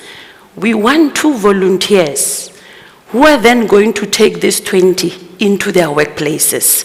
Please speak to us at the end of this conference. This is what we call implementation. We have also said to Shra, the SHI doesn't have a designated group target. The minister this morning listened. She's saying, I'm aware, I'm meeting with them, we are unpacking. We can't be giving business to people who are not honoring the targets, because targets are legislated by this government. Thank you. Thank you. Thank you very much. But before we close, let me take the last questions from yourselves. Quickly, highlights and limitations that you have as PPRA in the real estate. And what you think you can do, you can achieve. I know you spoke about collaboration, but what you think you can achieve when you work in collaboration versus working as silo, just around that specific issue. One that I can think of at the top of my head. Section 56, right, of our regulation says that when a property practitioner concludes a real estate transaction, yes, and they're not in a possession of a tool of trade, which is the FFC, so that means they're not regulated by us, you cannot pay a commission if you are a conveyancer, right? A conveyancing attorney. So I'm urging, again, if there are legal minds in the room, in order for us to really curb illegal property practitioners, or for them to operate illegally, that commission, you cannot pay it over to them. It needs to come to the regulator into our fidelity fund. So we have written to the Law Society and the LPC, which are the bodies governing the legal fraternity. So for me, it would be a quick win, and it will also, again, fast track our mandate, which is to protect the public interest, because it will also get rid of unscrupulous real estate agents and property practitioners at large. Thank you. Shra, briefly, if you could just speak about challenges of compliance, but touch on SHIs as well as OTS quickly. Sure. So I think I spoke about the challenges in terms of land and finance. Yeah. But then going beyond that, I think what we do find as well is, and the Minister has alluded to this, is there are sometimes governance issues in terms of these organizations. And it is about how do we capacitate the institutions to be sound in terms of their governance. Yeah. You know, you can have policies on property development, property management, financial management. It doesn't mean that you actually do the work correctly. Correct. So it's about a more hands-on approach. Yeah. And also in the context of accreditation of our SHIs and ODAs, it would be about how do we partner earlier on. Instead of saying, bring your application, and then 6 months later we say, you know what, no, we don't like this application. These are the things that are wrong. Turn it around and rather say, come to us, let's work together, let's see what you have and what you need, and then get you to accreditation. I think that's also what will save the sector in terms of what the Minister was referring to about liquidations, putting institutions under administration, because ultimately we don't want that. We want transformation, yes, but it needs to be inclusive in a way where the economy grows. True. In other words, it's not transformation for the sake of it. No. It's inclusive growth, having everyone benefit from the economy. And I think that more proactive approach will assist us greatly. Thank you. Thank you. Yes. No, thank you. Thanks, Doc. I think the Minister spoke about rectification, and that's the elephant in the room. And in that, what I like with the solution, it's where you're looking at the value chain. Because in rectification, we've implemented rectification, but you find that the material suppliers are price givers. Now, you know the end product. The output, it says to build a BNG house, an RDP house, is 10 Rand. Now, you are appointing someone, you tell them that you'll pay them 10 Rand, and then in the end, the supplier now, your margins are very low in construction. And the supplier says, I know that government is going to pay you 10 Rand. Now, for a brick to me, I'm saying 5 Rand. There's a point where in Eastern Cape, we're importing bricks from Van der Bijl. It was cheaper to actually drive bricks from Van der Bijl to Queenstown. But look at that. And it's that where the Minister is saying, we're looking, if you look into the white paper, we're looking at the value chain. Why is the material suppliers, why is it expensive? Why is it cheaper for me to buy somewhere else? And we believe that with the rectification that is currently happening, and as NHPRC, the quality assurer, you are in the end. Now, when someone is implementing a project, you can beat them in the head until give them non-compliances. But if the money, the numbers don't make sense, then we're having lots of abandoned projects in South Africa. Because of that, I start implementing few houses, and I noticed that actually I'm subsidizing the people who will be occupying these houses. And those are the areas that, as the Minister is talking about, material suppliers, we need to regulate that space, but also ensuring that we are supporting our developers and our matching. And also our engineers should actually toe the line in terms of that. Thank you. Yes, Machoka. Just last point. Yes. What we're going to do as the 7 sectors is that we want to engage with as many people as possible. He's touching on the value chain. Yes. We are no longer going to tolerate piecemeal approaches. Yeah. Because the construction value chain has a dependency effect, Absolutely. has a golden thread. Where we want to start as women is we don't want to see our children suffering the way they're suffering. Yeah. It's enough. Yes. So we want more women on board, professionals, engineers, please come and be with us. What we're going to do now, will say to the Minister of Education, do not funnel into universities, there's too many of them. Can we go onto a professional pathway? Yes. This is what the Women Task Team is going to do. Yeah. We are going to develop a generation that's going to use their hands and make money and be self-sustainable. On that note, Program Director, can you allow me to take 2 questions for the panel? Just 2 questions? Yes? My question is directed to my colleague.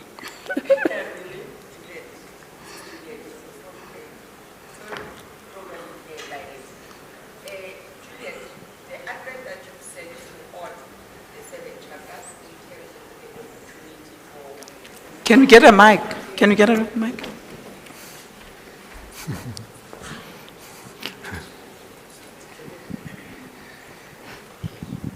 Sorry. Thank you, Program Director. My question is directed to my colleague, Ms. Juliet Chokwe.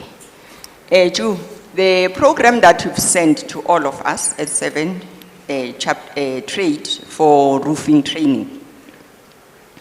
10 members of TWIX are going to participate in that program. They've submitted their application. I'm happy with the roofing, but I'm having a concern with the waterproofing. We discussed that during our visual meeting on Wednesday ahead of this conference.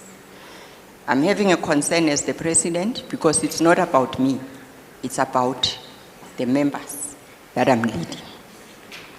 We mustn't use members as our step ladders to be successful.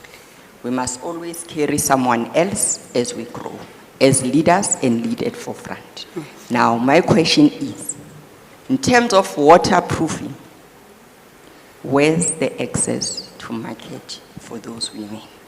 Before you answer, let me also explain why I'm having concern in terms 5 of seconds. access to market. National President, 5 seconds. Okay, you'll respond, we'll discuss about that. Yes, because we'll we take it offline. participated on the white paper in related to JCC contract that is 5 years. That's where my concern is coming from. Thank you.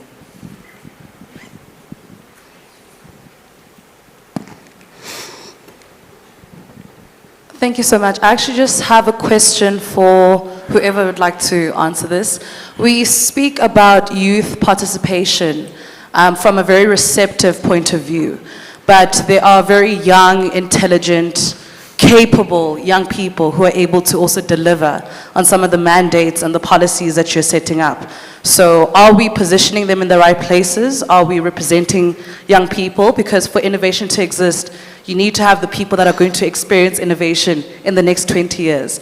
So it's not really a concern, it's kind of a question mark that I'm keeping up, that, you know, we speak about young people receiving, you know, the policies and receiving this. Are we setting them up to also be the givers and the deliverers of these policies? Thank you. Last question and we are done.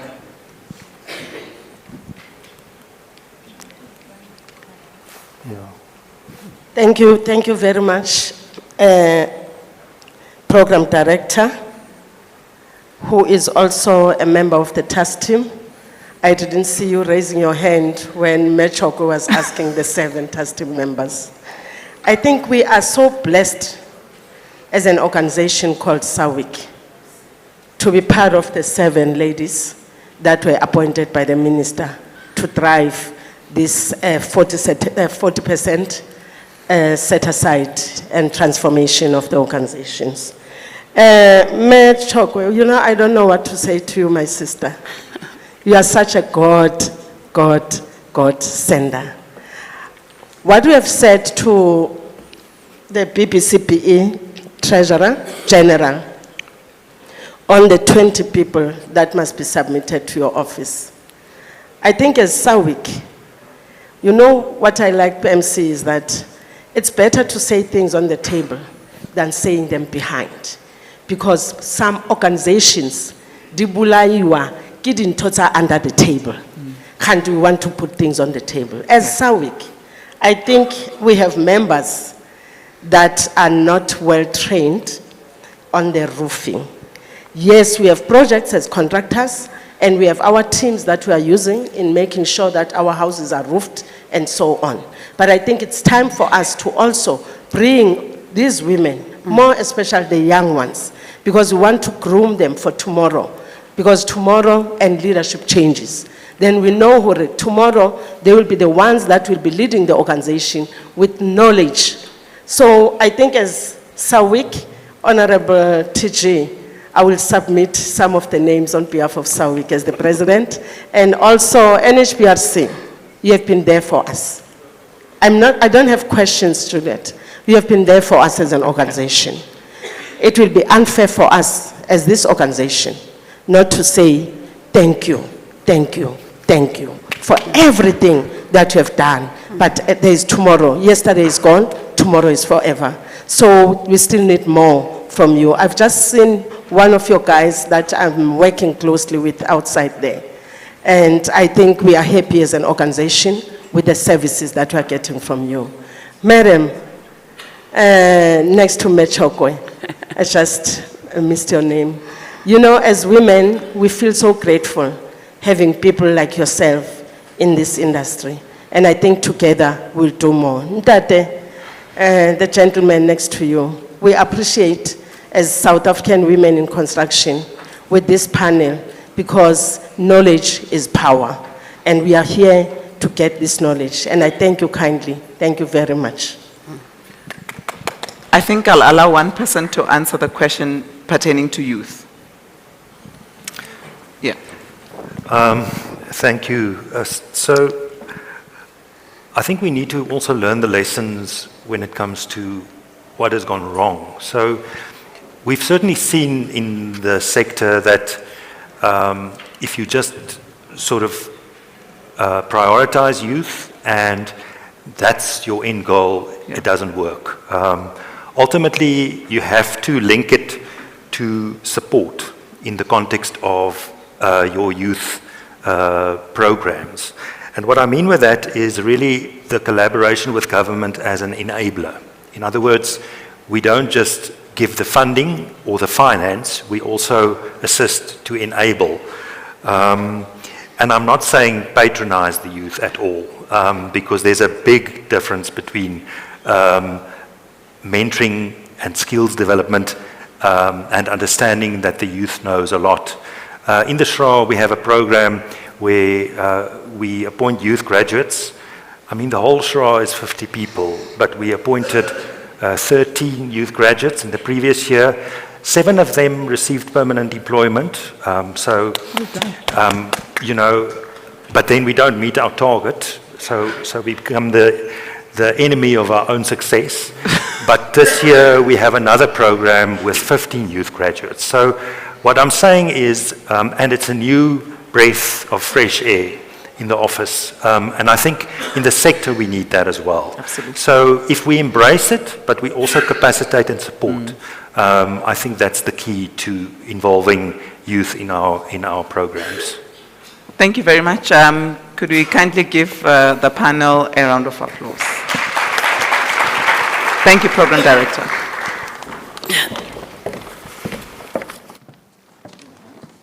No.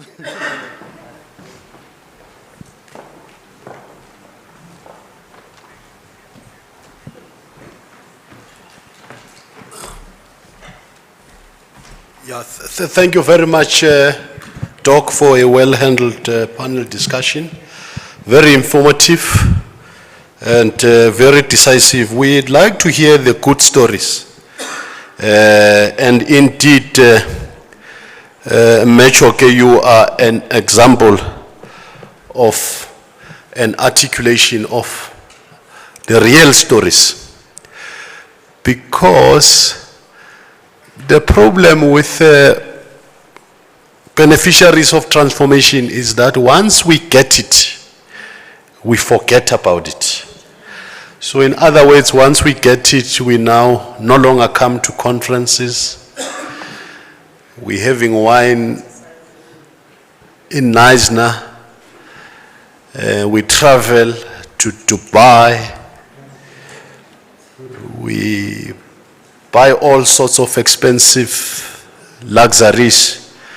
And we never come back to inspire others so that they can see in us. And that is why our rooms and conferences are always full of mourners, because if you look around you, no one seems to have benefited out of this. I can really wonder you will believe that this thing doesn't work.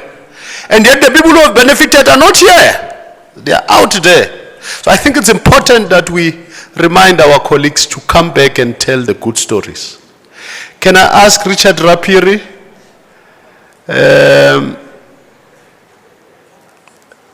Ibrahim Mula from the CIDP to come and facilitate us the next panel? Metato, where's Metato, the new CEO? She gone now. Metato, she was in the panel now. I wanted to, can someone call us Metato? Because she raised, Metato, are you still here? Because she raised serious frustrations with regards to property practitioners, monopoly and manipulation and all those things.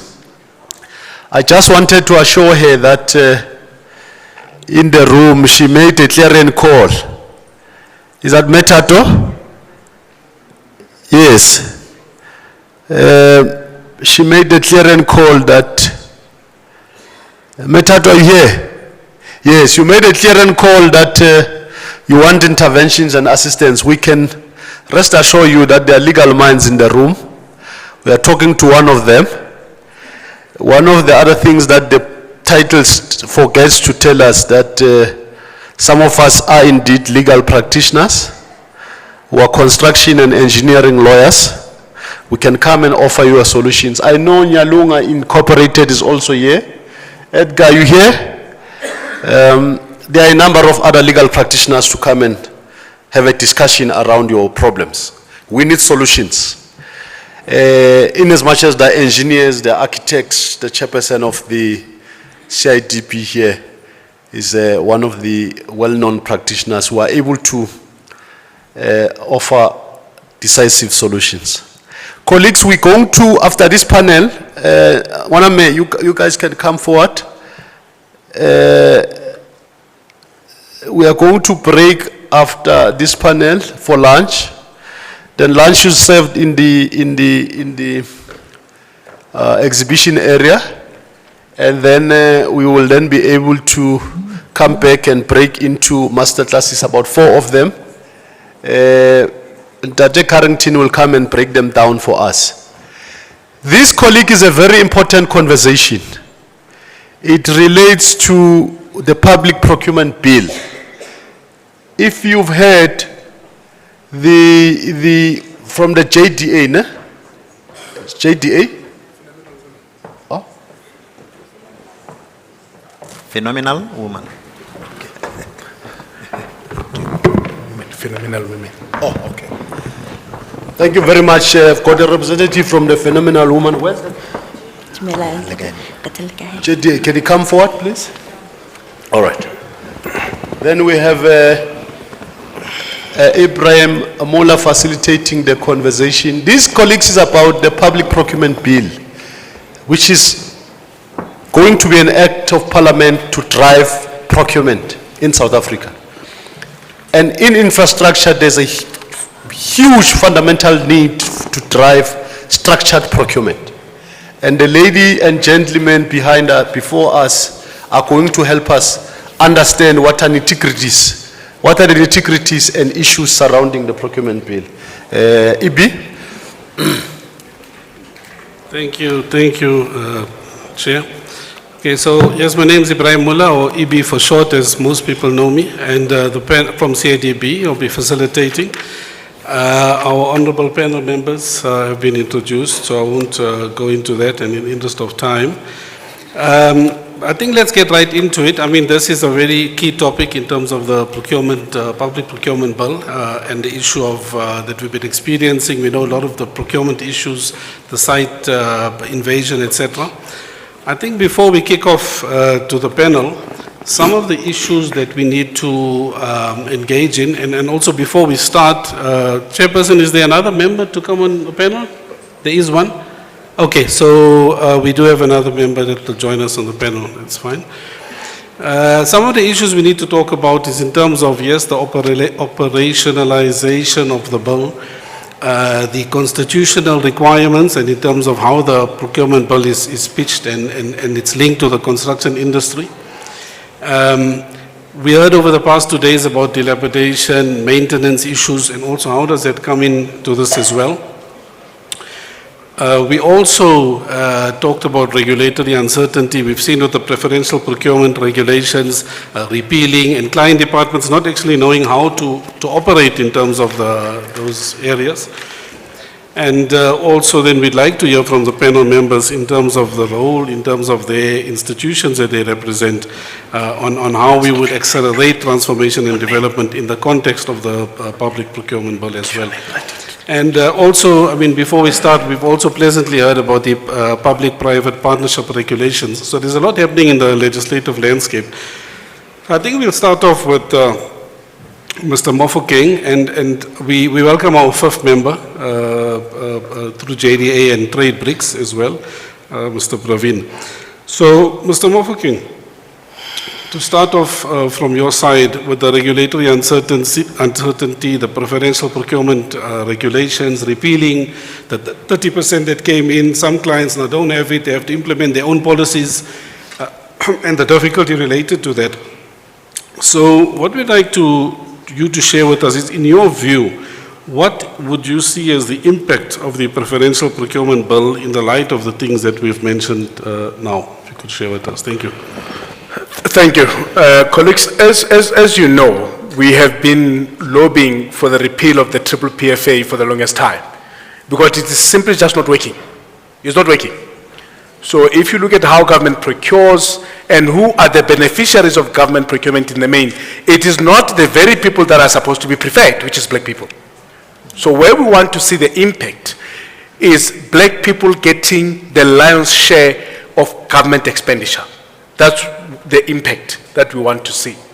But maybe let me address a few principal issues that is the Black Business Council and the Black Business Council in the built environment we have placed before government as part of our submission to achieve that.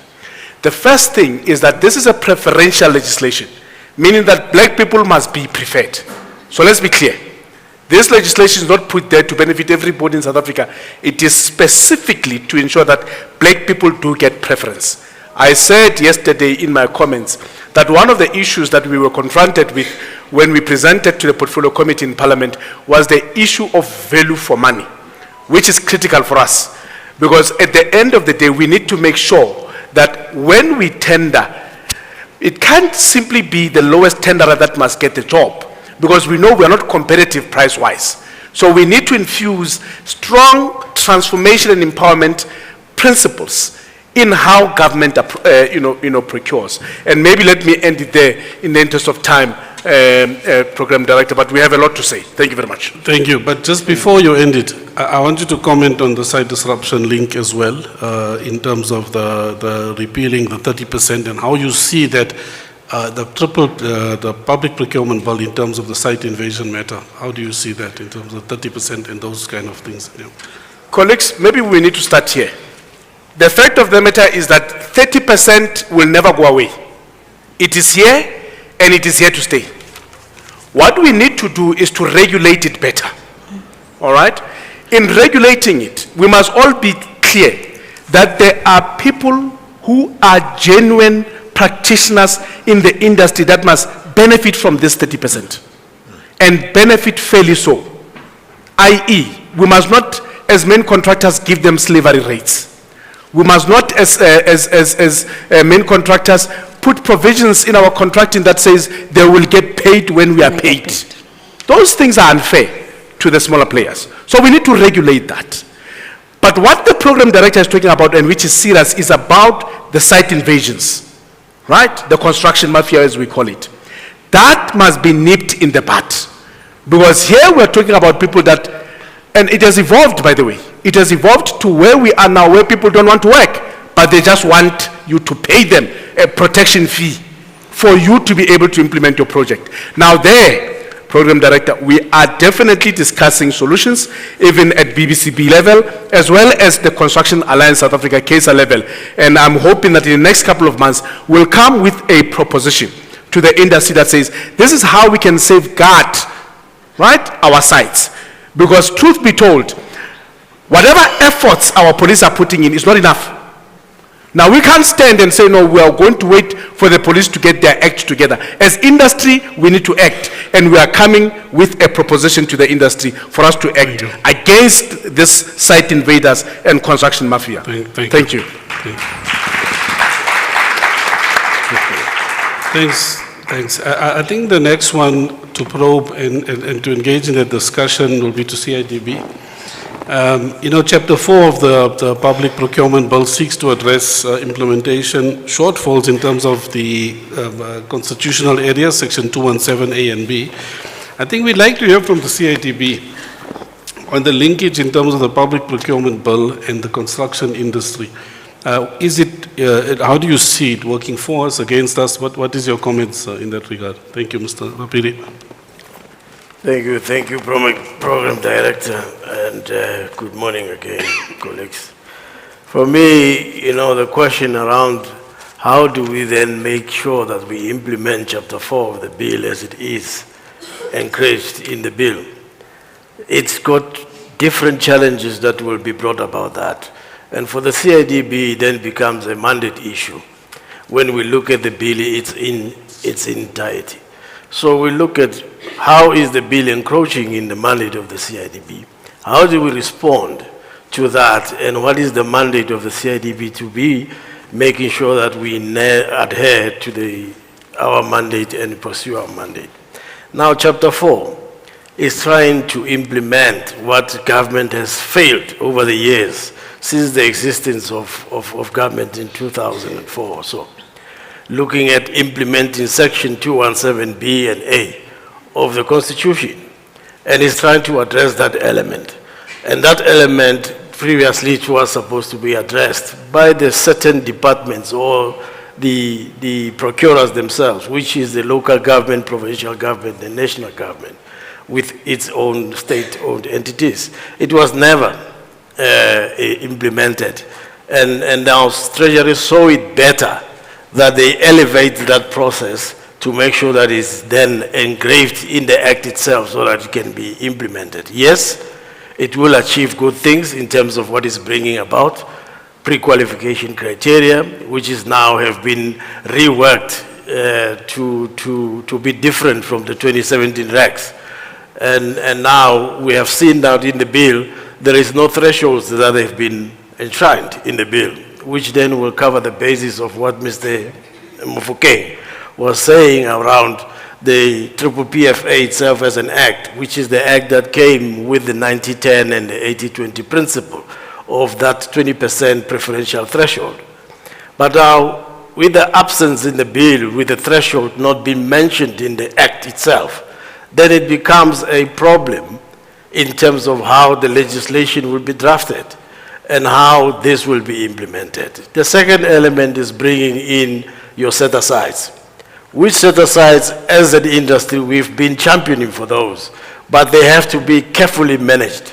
And if the way they have implicitly placed them in the bill, we have already an issue of site invasion.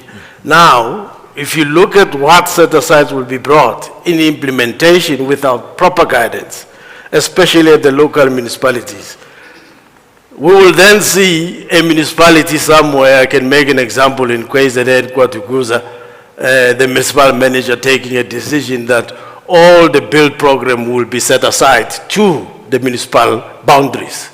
Now, what does it say to the industry? How does it affect? As we know, construction, we follow where work is. Now we are seeing a preservation of work in terms of provinces or municipal boundaries. In no time, it will then go into the wards themselves. If you don't belong in this ward, you will not work in this ward. So we are perpetuating the problem of site invasion in a way through legislation. And those are some of the things that we are trying to look at, and we must be trading carefully around. around those. It's also bringing in this issue of subcontracting, which in the current bill, it doesn't specifically say 30%, but we already know that the 2017 regulations have already given the bar, which is the 30%. But the 30% can go beyond that. And as the CIDB, we are providing a lot of guidance in terms of how this can be implemented. They are also bringing in your areas of, there's new term that has been used in the Act itself called economically active people. Now, there's no definition in the Act around that. And the only definition around economically active people, you find it in the Stats SA regulations. And in the Stats SA regulations, we are talking about a 15-year-old to a 64-year-old who is economically participating in the health industry. And therefore, then there must be options in terms of how you address that in your procurement policy and how you address it through your subcontracting or your set-aside or pre-qualification. And we have seen that in the pre-qualification area that they have subsequently withdrawn the element of BEE. As we know that BEE has not worked or favored the masses.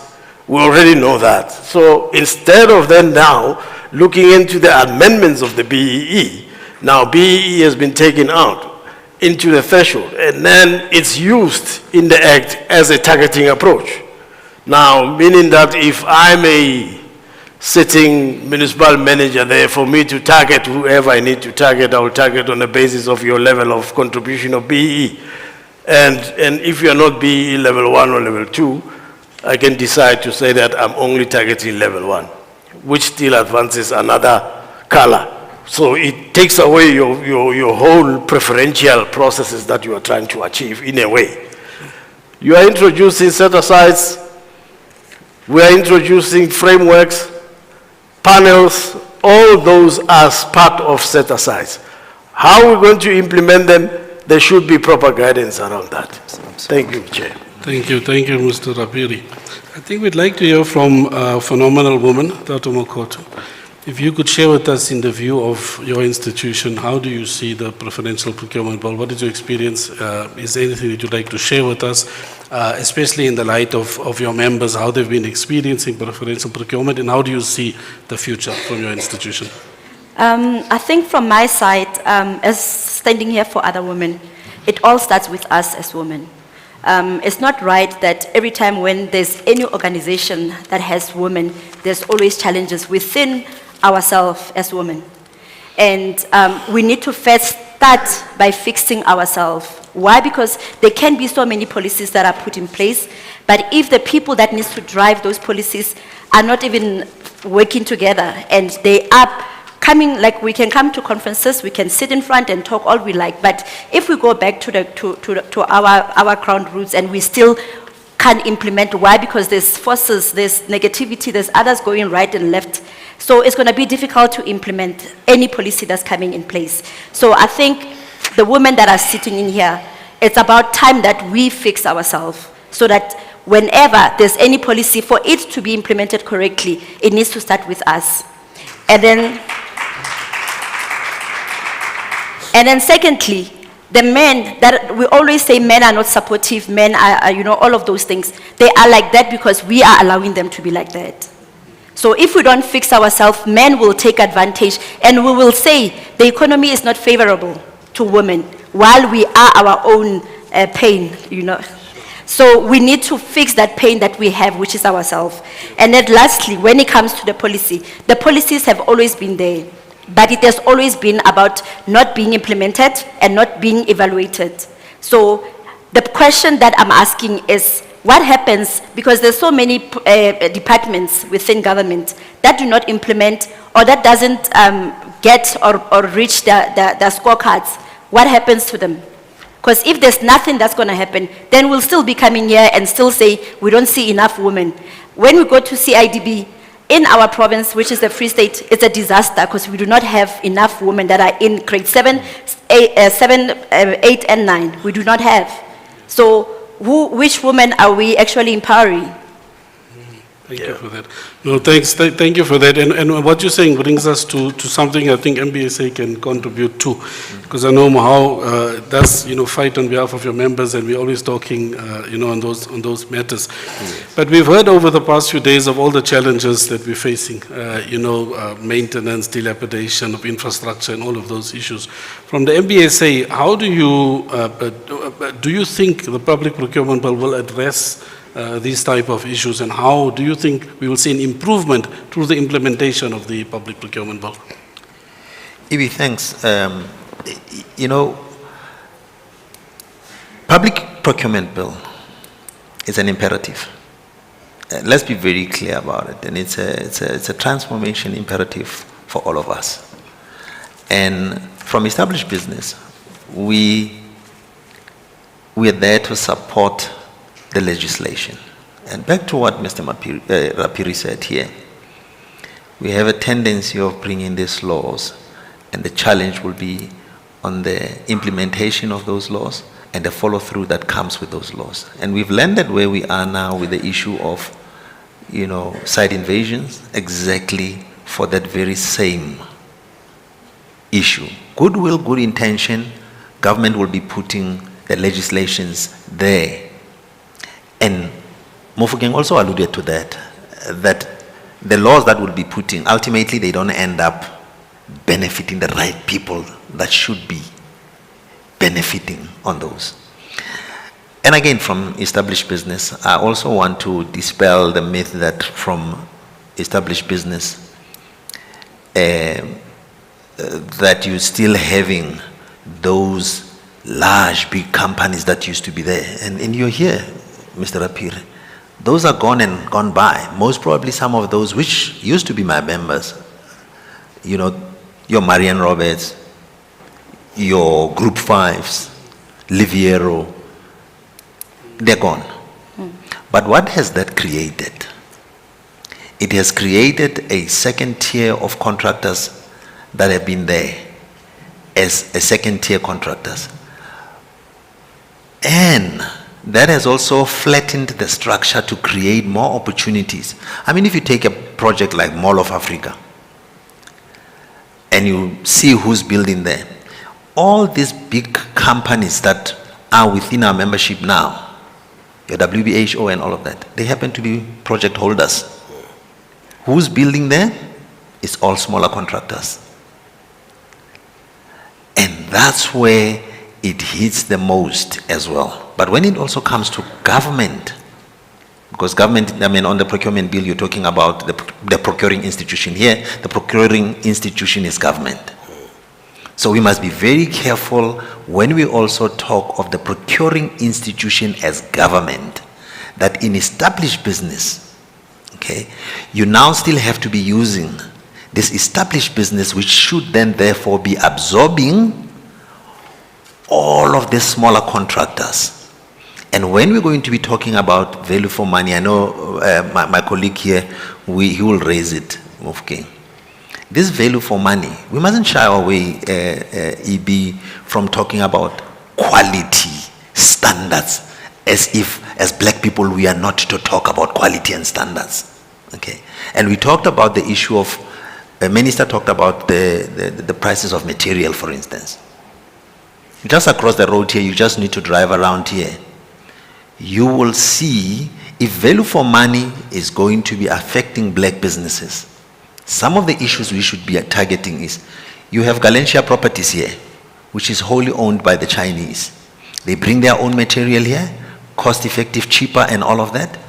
But we are also not addressing such issues. So there are many other issues that are bigger than just simply grappling with ourselves. And you're absolutely right, Mr. Rapir. It's how we're going to manage, implement, and ensuring that these set-asides are actually benefiting everyone. The structure, as I said, is flattened. You don't have those big, large companies building anymore. They don't even have people. You take the WBHOs, they don't have people anymore that build. And the people that build is subcontractors. And CIDB is here to attest to that. Yeah. No, thank you for that. So a few big things came out. I mean, the one in terms of collaboration that comes out strongly as well. And you mentioned supply and material. I think Greg mentioned it yesterday. And maybe collectively our colleagues around, as we work, and Greg, we know the suppliers and manufacturers are not really part of our deliberations. And either they're ignoring us because business is, they're running along with business and they're not really affected that much. We saw it in the recovery plan when we engaged with some of the big suppliers and manufacturers. I think we need to bring them into this thing. We spoke about it yesterday. I think we need to bring them into the development agenda, our manufacturers. So one of the themes that came out as well is collaboration. And I think from trade bricks that's involved in terms of linking various parties and the wealth of information that you have in terms of that, and based on what was said, I think could you share with the meeting in terms of how do we operationalize the bill, and what are the factors in terms of it becoming, driving the economic engine? Praveen, you can over to you. So much. Sure. Can you hear me? Not too clearly, but if you could stand up here, it'll be easier. You can, yeah. Yeah, come to.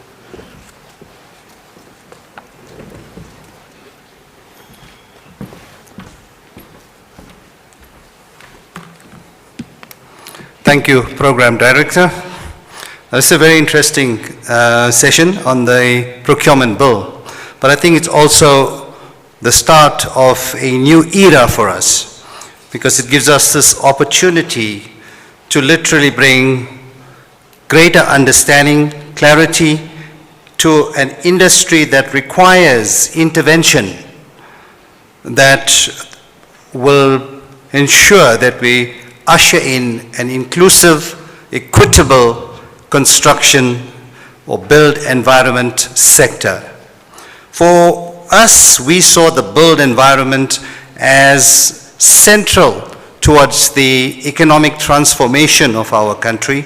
We've heard from the panelists the various challenges, and some of the areas that we are working with is the development of digital solutions that will address these pain points once and for all. We could truly create an open, transparent system that could be managed by the various entities, the parastatals, etc., so that our people in South Africa can truly feel that they are part of the solution. So to just start off to set the motion as to what my intention is, I just would like to play you a song. And then I'll give you the reasons for this song in a minute or two. I hope it comes.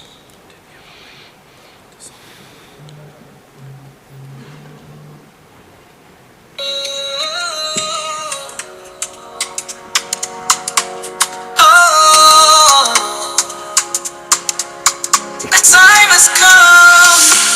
The moment is a moment. The moment is now. Roar as Africa rises. The time has come. The moment is a moment. The moment is. Africa is alive. What happened here? So I'll put that on pause, and if you want to listen to the full song, then we are in the exhibition hall. But I hope you've enjoyed that, because that took me not more than half an hour to actually write the lyrics and put that song together with a voice that wasn't even mine. That's a song that I created last night for this event. Thank you so much. But now, we've got that additional challenge. Think about our creative industries. What is going to happen to all our creative talent?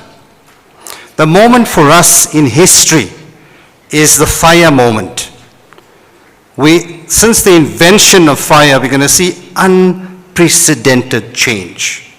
So if we are to transform the built environment, we need to start talking about the digitization of almost everything and bring new value to the solutions that are already out there.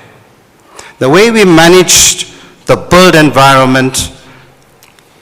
Either we could take on this challenge of looking at artificial intelligence supporting creatives, or we're going to just find another challenge in our midst. For us, South Africa is well-based. It's the largest industrial nation on the continent. We have the AFCFTA, 4.60 trillion rands sector. The industry is ripe for economic opportunity. The bill for us represents an economic engine to filter in women by size, in turnover, youth, disability, to ensure that the playing field between the large players and the small players is leveled. We're doing that through a series of digital products that we've developed. We are prepared to share the technology so that we bring in and usher in the South Africa that we truly want.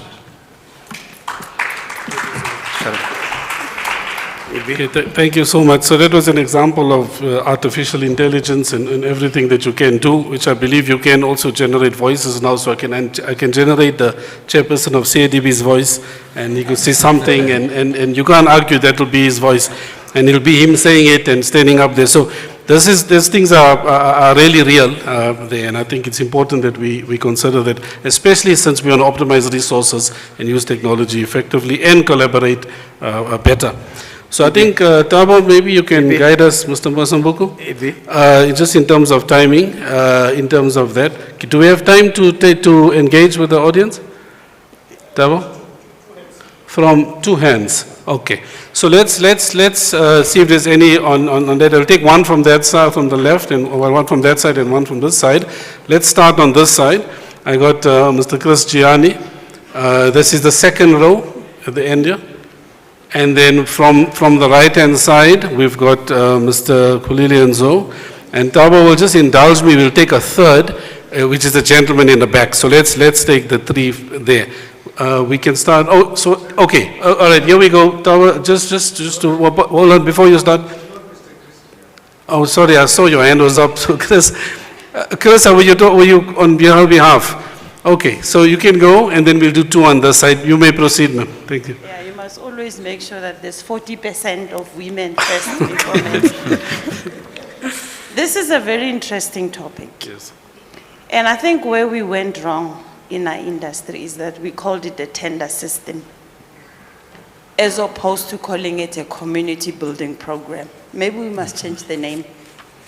Because what we do when we design these tenders, we just do a specification, but we forget the ecosystem that is going to be impacted by that specification. So I agree with Gregory. We need to look at it differently. Because what happens in construction, when you go on site, the community is waiting for 30%. Because in your designing of the spec, you forgot to include the community's interests. So a stakeholder mapping exercise is required here. And maybe this is where CIDB must come in. Your developmental path does not have community's interest in it. And that's where the problem is. So let us go and resolve it from a design perspective. Those levels only talk to how much money you make, but they do not measure the impact and the objectives of the development path, so that the people who design the specs can then depend on that CIDB model as a point of reference. Then we won't have communities standing at the door and saying, where's my 30%? Design it with the ecosystem in mind. Thank you so much. We'll take the next hand, which is Mr. Nzo. You covered. Okay, Mr. Nzo would come in, and then there was a gentleman on, that gentleman there is the third one. Chairperson of CIDB, proceed.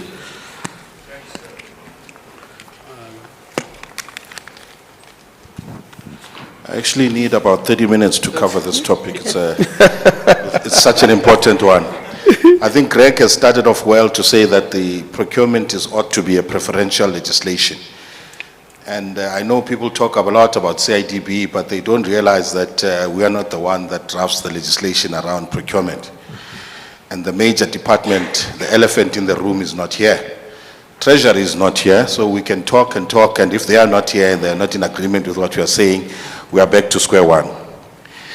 I'm not sure, or maybe to the panel, whether this is a question that you would want to address, but I'm not sure about this uncoordinated approach where each municipality and each government entity does their own thing in terms of empowerment. I'm not sure whether that's the right direction we should be taking, because I'm a firm believer that as an industry we should be united in our approach, so that tomorrow when I choose to go work in the Free State, I understand the environment and the conditions of procurement there, rather than having one municipality doing their own thing and another doing their own. Secondly, I don't believe that competitive bidding and development are in sync. To me, those are two separate things. You can't say you want tenderers to be competitive and yet you say you still want to develop.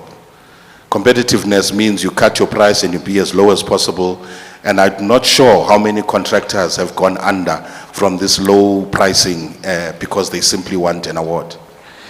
We need to look at that, and the procurement system should have been accommodative of such scenarios, that this lowest tender pricing is not on.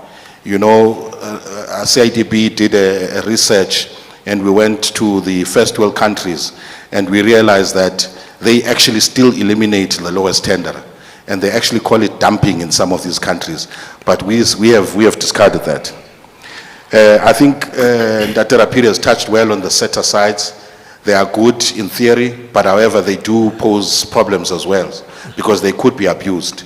And not enough consultation was done around this to ensure that we come up with a solution. We must remember these acts are changed once in a while. If we lose this opportunity, then we'll probably have to wait another 20 years to have this thing repealed and changed again. So we really need to think about the implication. As a lady before me is saying, there's a development aspect, and when you start setting aside and only preferring people that you like, it might be a problem. The procurement bill as it stands, I'm not sure why contractors are quiet about it. This thing is happening, it's sitting in Parliament, and we are sitting here nodding our heads, waiting for it to happen. I'm telling you, we're about to be hit by a train that we have not seen, because it doesn't really and entirely suit the scenario. CIDB has gone on a research to try and understand the issues around procurement, and none of these issues have been actually accommodated, other than the set-asides, which seems to be the main thing.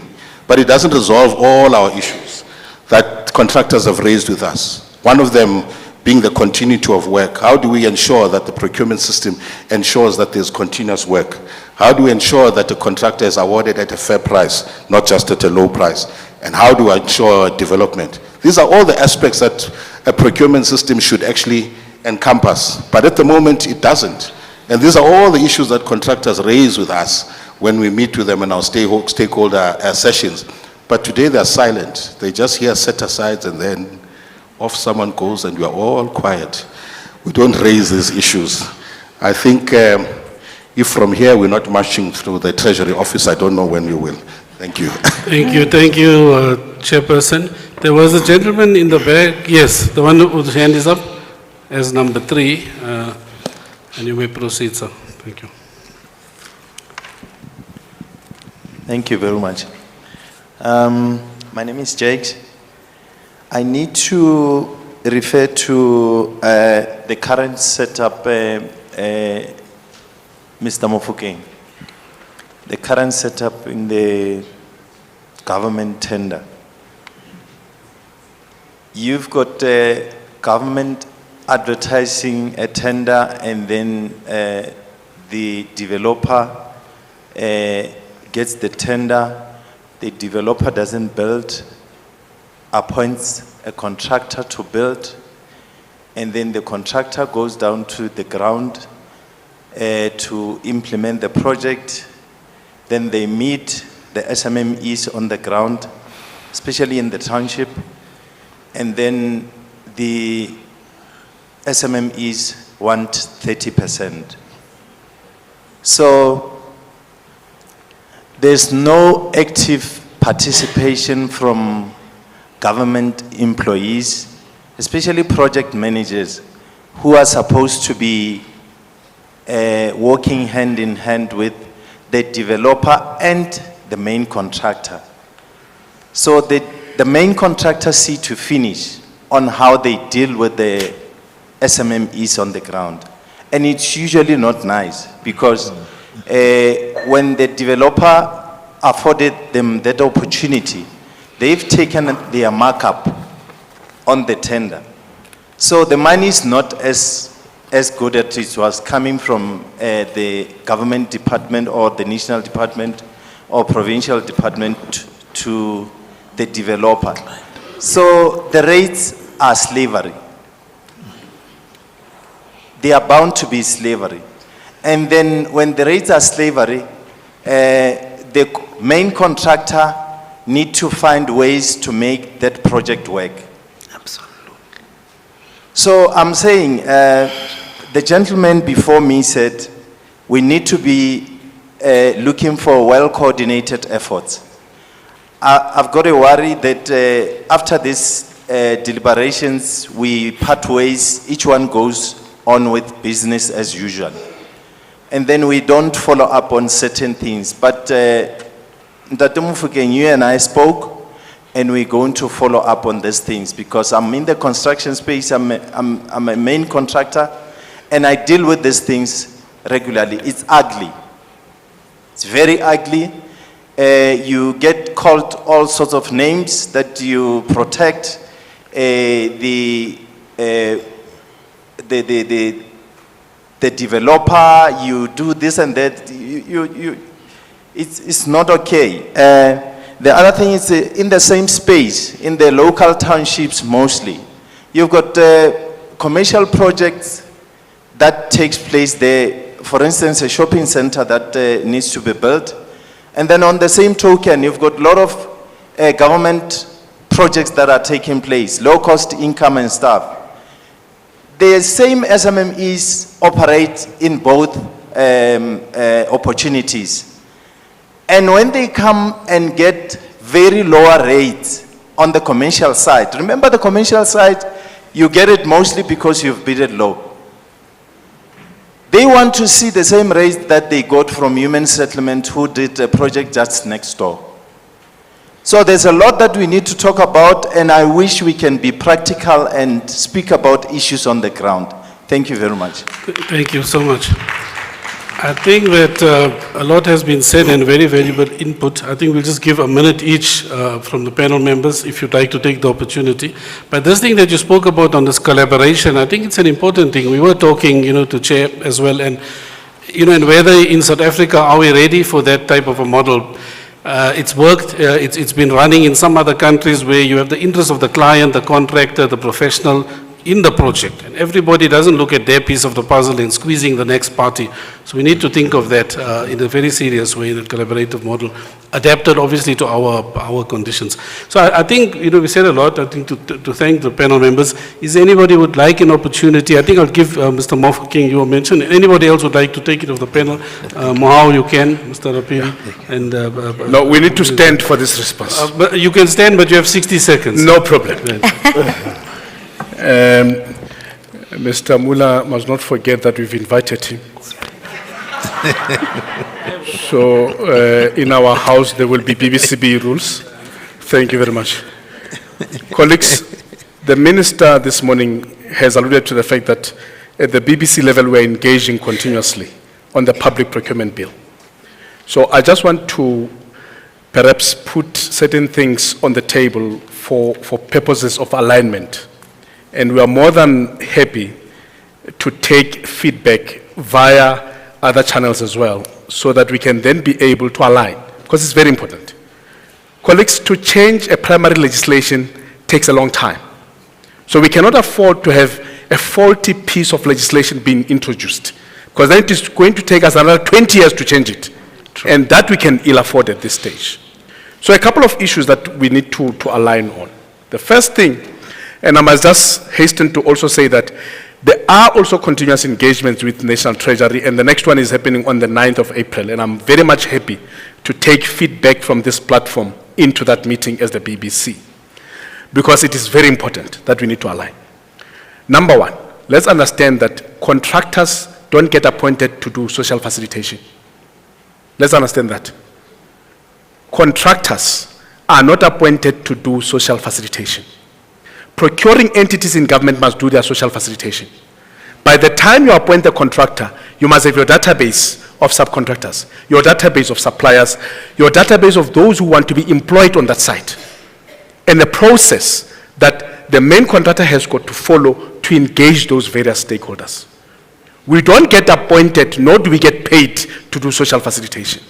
So the truth of the matter is that government has dropped the ball on social facilitation, and we need to fix that.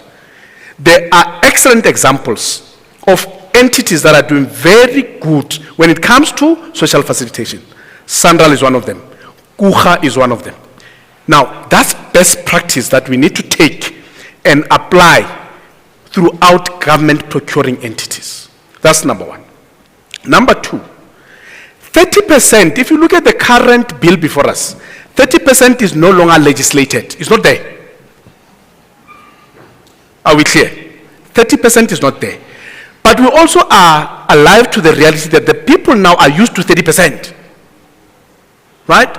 Now what we need to do is to regulate how this 30% that is now there, because it has been practiced, it can even be a higher percentage, how it's going to be implemented on the ground. And it talks to some of the issues that came up. Because now, what is now happening is that those beneficiaries of the 30% now come on site and demand the rates for that 30%, which you do not code for in your BOQ. So how do we then regulate that? Now, one of the things that National Treasury dropped the ball on when we initially introduced the PPFA regulations, right? As BBCBE, we said to them, let's regulate this space so that as the client bodies themselves must walk the path with us. Let's agree on which components of the work, all right, are going to be, which aspects of the work are going to be implemented by this 30% beneficiaries. And let's agree on the rates so that as a main contractor, you already know, these are the rates that I'm going to give the 30%ers. And it does not then land us in a situation where you must now enter into a negotiation with the subcontractors on the ground. Because if they've done social facilitation properly, that discussion will have been done and closed. When you get there, you just appoint. The rates are there. And you don't have to incur additional costs as a main contractor and compromise on your profitability, because now you must accommodate higher rates which were never negotiated with the beneficiaries on the ground. So these are some of the things that we are going to work on in the regulations. Treasury must understand this. Everybody must understand this. Because if you don't regulate this, you are creating another problem, and the current situation is going to perpetuate. The other issue is set-asides. Colleagues, we are clear about set-asides. They are going to be in the primary legislation. Let's understand each other. The set-asides are going to be in the primary legislation. Because the bigger picture is that we need to empower black people. We need to empower our women. We need to empower our youth. So the primary legislation must have that provision that allows for that to happen. But let's also understand that in terms of set-asides, we must give procuring entities room for them now to say, how are they going to implement their set-asides? Because departments differ. Procuring entities differ.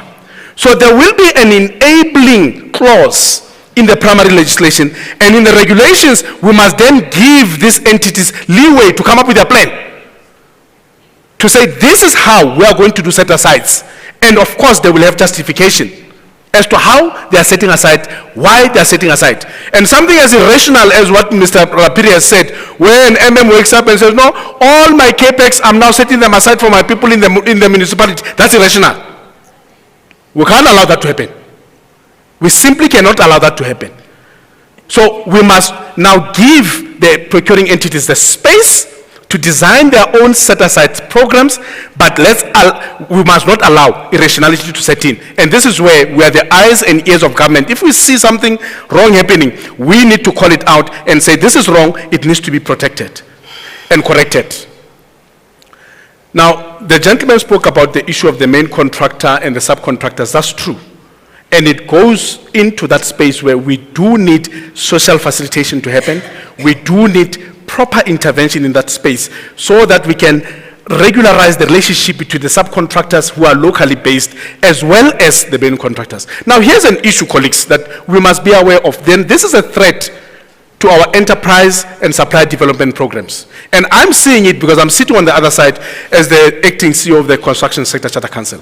What has now happened is that locally based subcontractors are no longer allowing main contractors to bring in their ED beneficiaries into the space.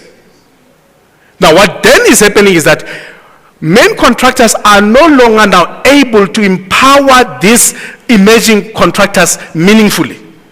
So they can only train you, they can only give you money, but they cannot give you access to work opportunities, because once the main contractor rocks up with you in a locality, then the local guy says, we don't know this person.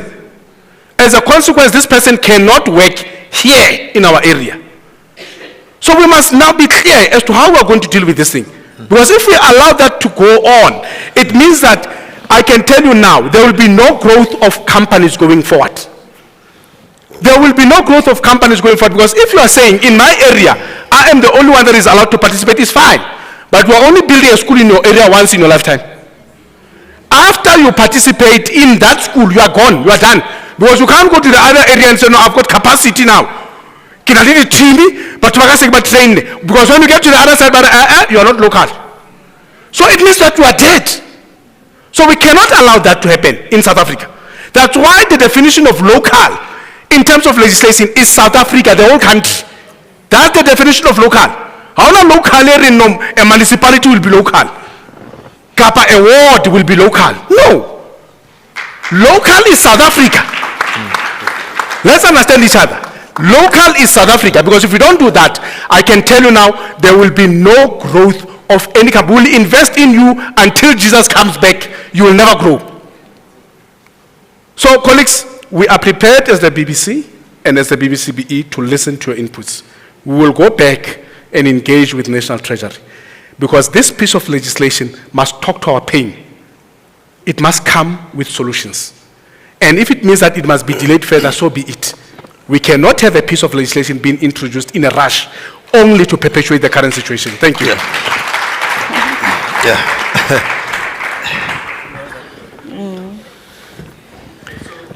Is this mic working? Yeah. I think just to wrap up, we'll ask the panel members, anybody would like to have any last words, you're welcome. You fine? How you may come in, yeah, sure.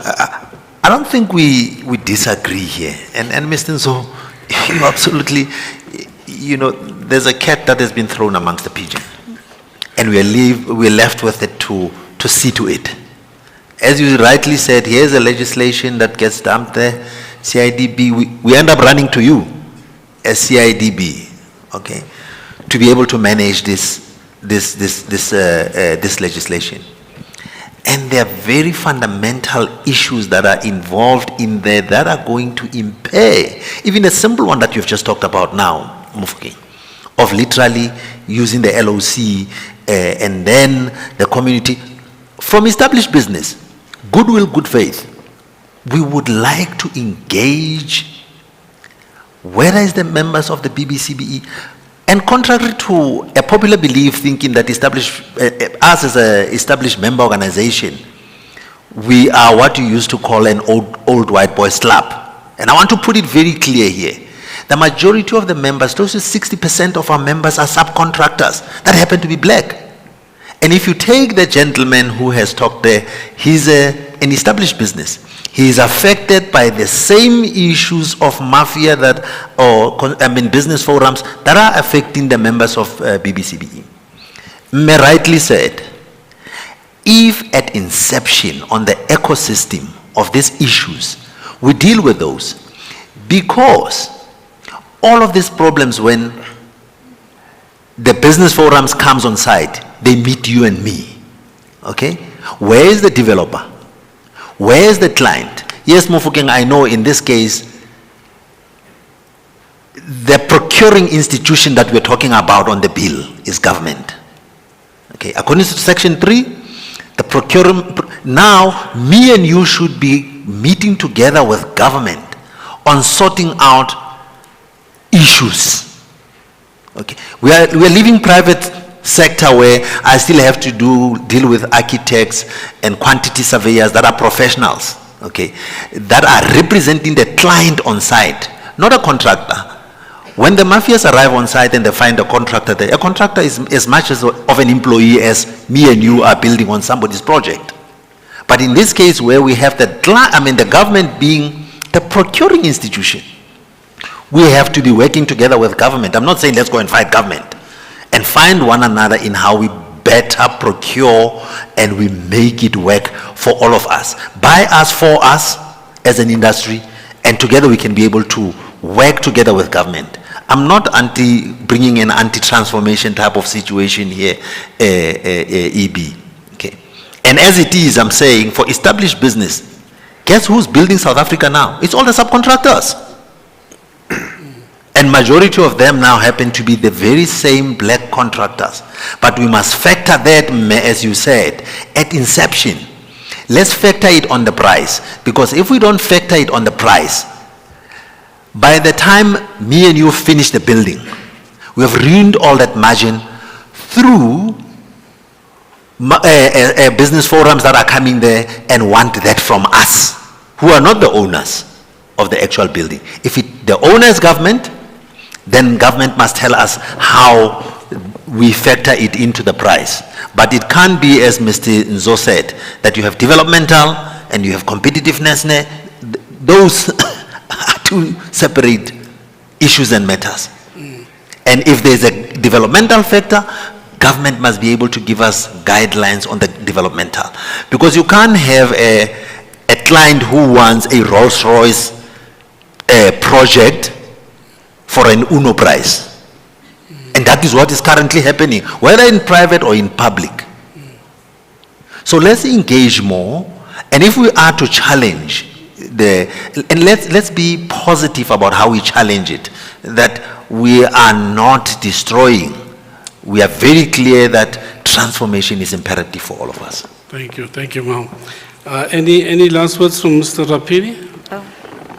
You can go first, ma'am. Please proceed. Okay, thank you so much. Yeah. I think from my side, in terms of women, we need to take this legislature as the women of 1956, how they stood up together, because they were all in different areas of South Africa, but for that chance of passing or removing DOM pass, they managed to work together.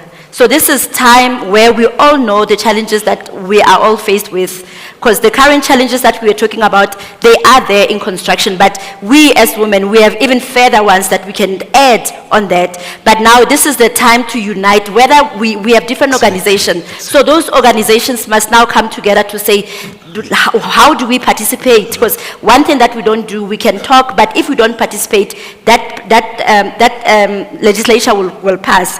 And then secondly, we have women like ourselves that have the chance to stand or sit in places like this. We are the voice for those that can't be here. We are the voice for those women that are in rural areas. So if we don't stand up for them, they will, even the youth, they will fail in terms of achieving what we are trying to achieve. So this is our chance to make sure that we participate, we make sure that that legislature talks to all the problems that we are faced with, so that our youth can have a better, we can say we actually took a school fees for them, So this is our time to be those women, so that in 20 years to come, they will be saying there were women of 2024 who stood up to make sure that this legislature, it's actually inclusive of the things that we have been suffering from. So this is our time, ladies. Thank you. Thank you, ma'am. Praveen, short, yeah? Thank you. Thank you. From my side, I would just like to recommend that whatever decisions are taken from all stakeholders, we could collate that and put a digital strategy in place to support and develop a solution that will truly satisfy all stakeholders. Thank you so much, and I'd like to just thank Johannesburg Development Agency for allowing me the privilege of being on part of the panelists today. That's noted. Thanks to JD. Mr. Rapiri, in a very quick wrap. Yeah, no, thanks, EB. For me, colleagues, I don't want to be a bearer of bad news, and I don't want also to be labeled to say that I'm fighting too much to maintain my mandate as the CIDB. But yes, the bill as it is, it will reverse some of those good things that the CIDB has already established. If it goes as it is today, And we know that the NCOP is sitting in their last meeting next week, Mr. Mufoke, in which the bill might be passed, and then there's no any other chance except through us drafting regulations that will make sense for this built industry. So the most industry that will be hit by this bill, it will be this industry as a whole. And if we don't protect that, and the challenges that people are raising here, they are fundamental challenges because the bill does not recognize the stakeholders who are in this industry. Like even in the bill, their only interest is the costs of finance component that is attached to it. And they do not understand the process of infrastructure procurement, which is a process that manages contracts and fulfills contracts, which attaches all your professional component. The issues that we are raising that the scope of work doesn't address is because of professionals are not given their role within the bill or within the practice to make sure that they practice what they've studied and they can come up with proper scoping and all those other things. It's all because of the implementation of what we are trying to do here. And if we let this bill go as it is, colleagues, we are going to be challenged more. Our challenges are going to be more exposed. Thank you. Thank you very much. I think I've been warned about the time limit, so I think this was a topic that we had to expand, and unfortunately, sorry about that. We extended the time, but the discussions were very valuable. So thanks to all the panel members, and we'll still have time to engage. Thank you. Thank you.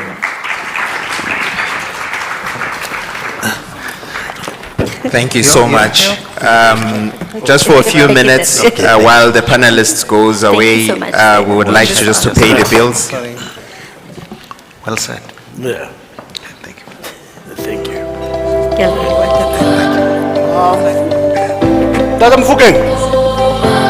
Maname, Tabo, just hold on to the music. Having regard to the last comments by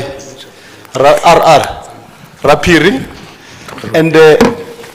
and the sensitive nature of this discussion, colleagues, I just felt, and we just caucused quickly as the leadership of both the SITA and the CEO. You see how decision making is done. We need a lot of submissions and meetings. We have not done justice to this debate. Do you agree? You can't tackle a legislative discussion as important as this for 30 minutes. So, Chair has committed that the CITP is going to finance a special session.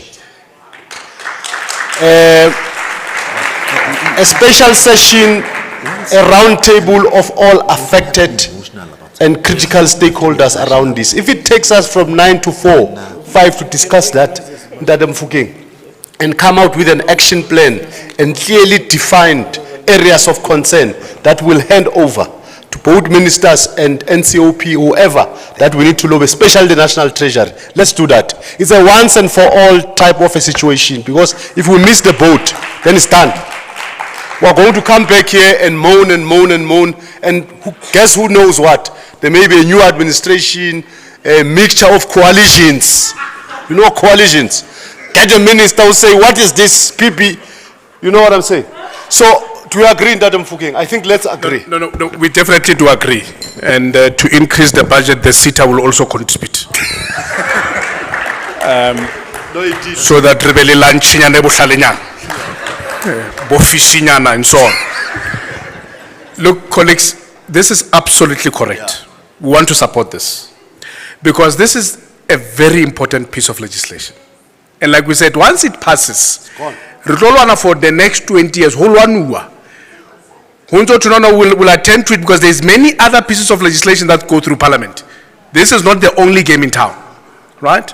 So we agree with this. And from a BBC perspective and the BBCBE perspective in particular, because this is the home of the built environment within the BBC, we have to coordinate this as soon as possible. Now, let me also say the following, colleagues. We have the bill. The bill is the act. Now, let's understand, not everything goes into the act. There is also the part of regulations which we need to be mindful about. Because all the bolts and nuts now go into the regulations. That is why we always say that the primary legislation must just enable. right? And then all the mechanics will then sit in the regulations. So even as we go into this round table, let's be aware that not everything will sit in the act, but a lot of what we are talking about, in fact, right now, will sit in the regulations. We will make sure that Treasury is present on that day. Correct. So that we are able to have a direct discussion with National Treasury about our challenges and how we propose those challenges to be resolved. Jwale ha le tla, ha re batle motho a tla fela ka mathata. Solutions. Re batla motho a tla nne le thata, le tharollo, solution of that problem. Thank you very much.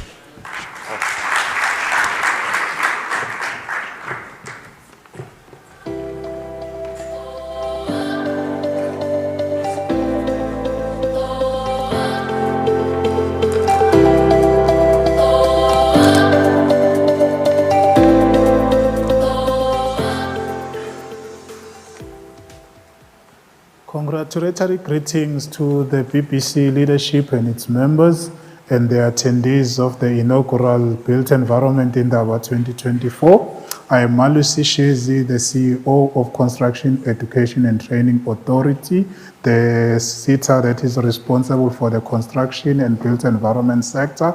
We are a SETA at work in making sure that this country got the skills for the workforce today and tomorrow, and enabling the environment where as many as possible access critical and scarce skills for the country that it needs for the viable and infrastructure development programs that the country is embarking on, and also to make sure that the sector itself is economically sustainable and globally competitive. Our relationship as a SETA with the BBC is a very important and strategic one, in that BBCBE is one of the major constituency bodies in the sector responsible for the transformation of this sector to make sure it's demographically representative of the demographics of the country in terms of propelling many women, young people and black players to be significant players in the industry. Our view as SETA is that we need all parties in this sector to be actively aligned and engaging one another to make sure that the sector is efficient, effective, and all the challenges that are affecting the sector are addressed appropriately and coherently. And then what we expect from this built environment Indaba is that all the parties, as they are coming together, will be looking at the challenges facing the sector and be able to come or suggest or recommend solutions that will be able to solve the problems and challenges that are currently plaguing the industry, and make sure that in the future this industry is better than what we found it in a state. As SETA, what we expect, whatever will be the deliverables and recommendations of this built environment Indaba, we will be taking that to heart, that it will inform our research agenda going forward, and also it will enable and assist the SETA in sharpening its delivery of skills and learning programs that we are responsible for, at the same time to understand better the issues that are affecting the built environment and the construction sector, so that whatever we plan and do is aligned with the needs of the industry today and into the future.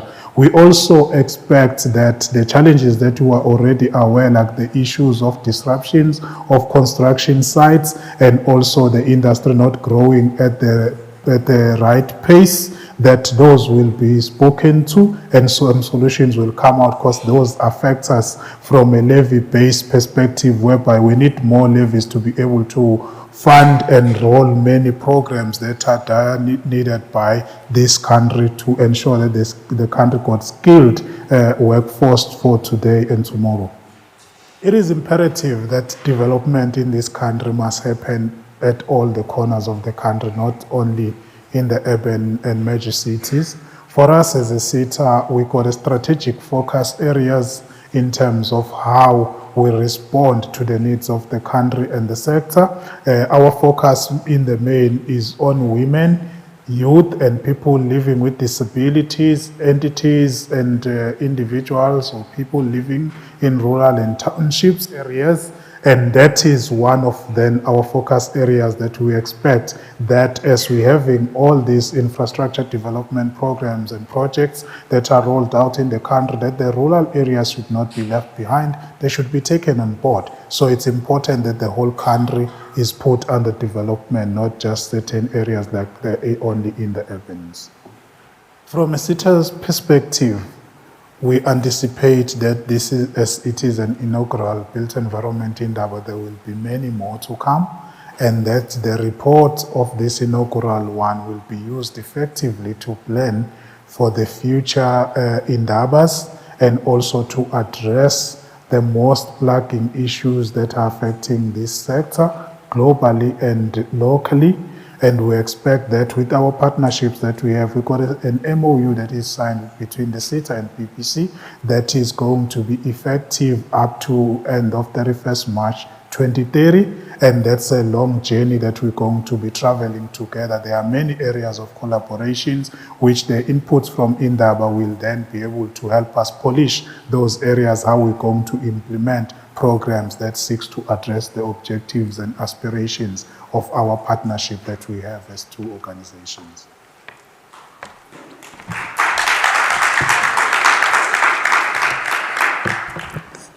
Colleagues, we have been at it for quite a while and we have had very emotive, very important discussions that we've had. We believe that it is important and that we have a short comfort break. 10 minutes, please. Let's have a short comfort break and get back. Right?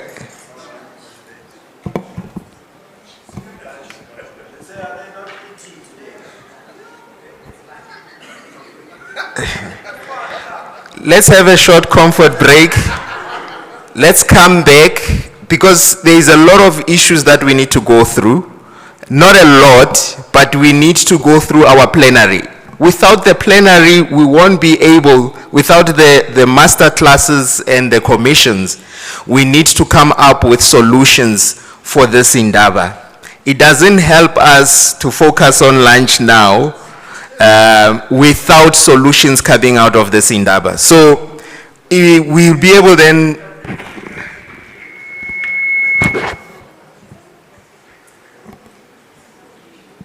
we're getting leadership to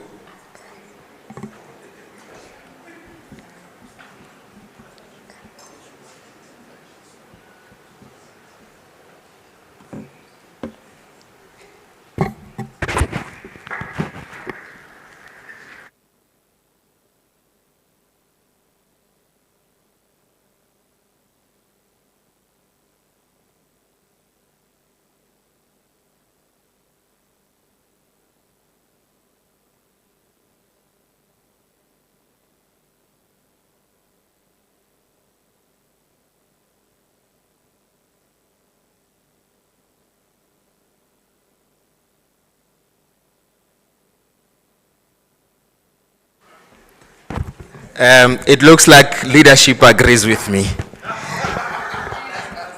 So let's take a short comfort break, colleagues, and come back here so that we can then direct everyone. The commissions, we don't believe that they will take very long. That will also allow the venue to prepare the lunch properly as well. Let's take a 10 minutes comfort break. If we come back on time, that means we are able to finish the program much more quicker. Are we in agreement? Even if you respond no, we are still in agreement. Are we in agreement? Thank you so much.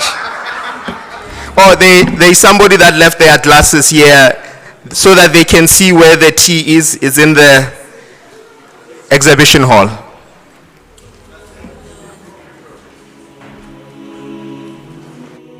Izodlula lendebe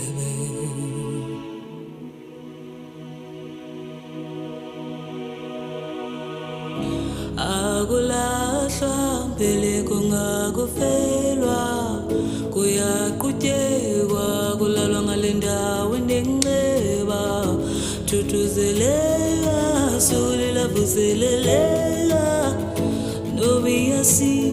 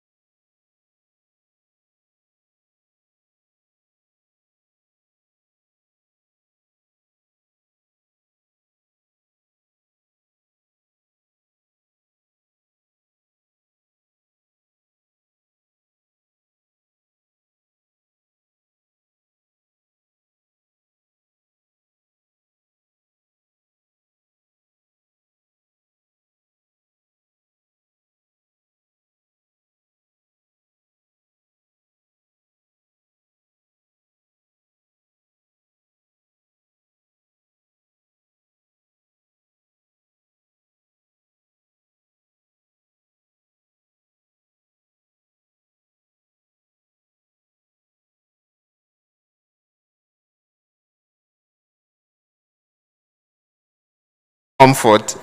But I think we're going to go ahead and just go through the master classes, the different master classes that we have. We're just going to project them now.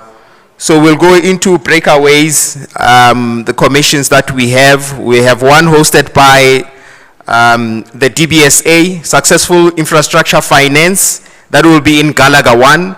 So outside, the ushers will show you where Galaga 1 is for that breakaway. So infrastructure finance would be in Galaga.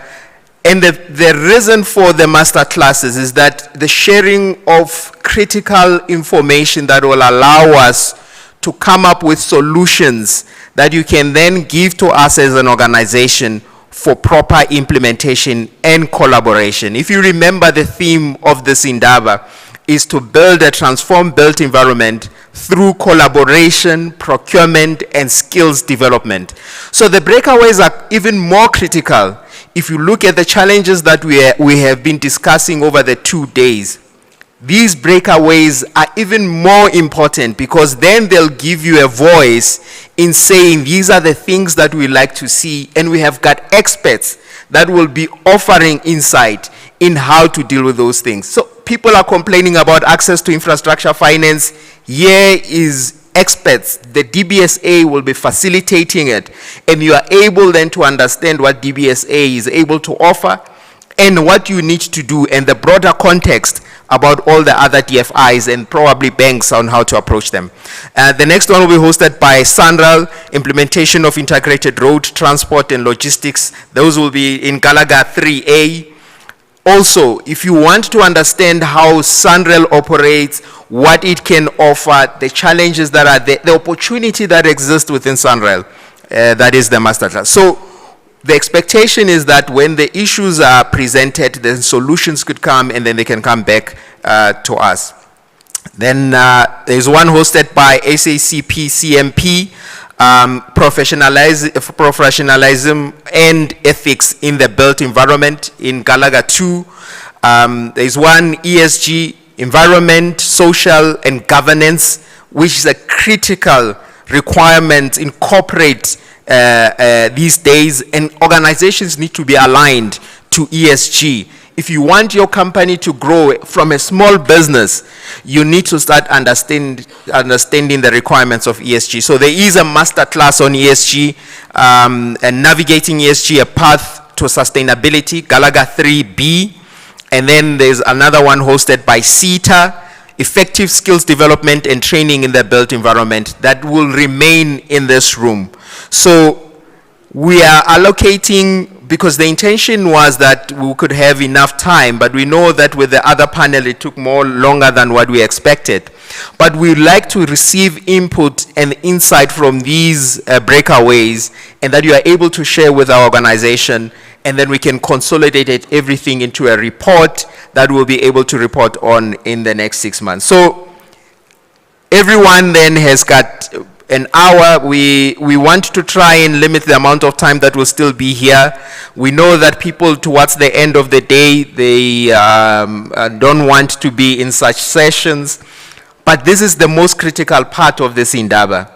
It's the longevity of your seriousness in finding solutions, finding experts that can unpack them for you, that the next time when you come to such a conference, you could say, yeah, I've listened to ministers, I've listened to panels, but I have better insight in how it can affect my business, my department, and the work that I'm doing. So we have, currently it's 2 o'clock, so 3 o'clock, let's be back, unless we get feedback from maybe one of the panels that it is, they are completing much more quicker, or they can come back much more, they need another 10 minutes or 2 minutes. So you have got a time that to go to the different plenary. So it is an hour. We wanted to do much longer, but we want to find solutions from the experts that you will be interacting with.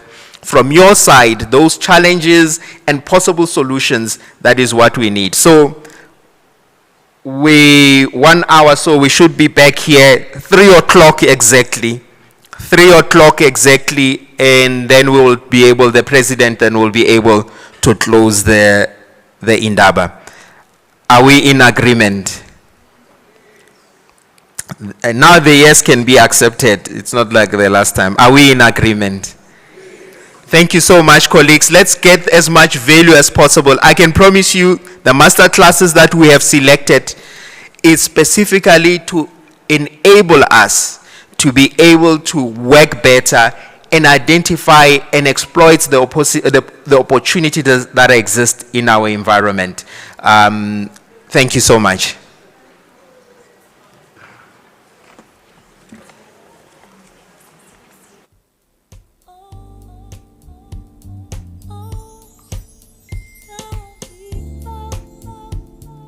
The SA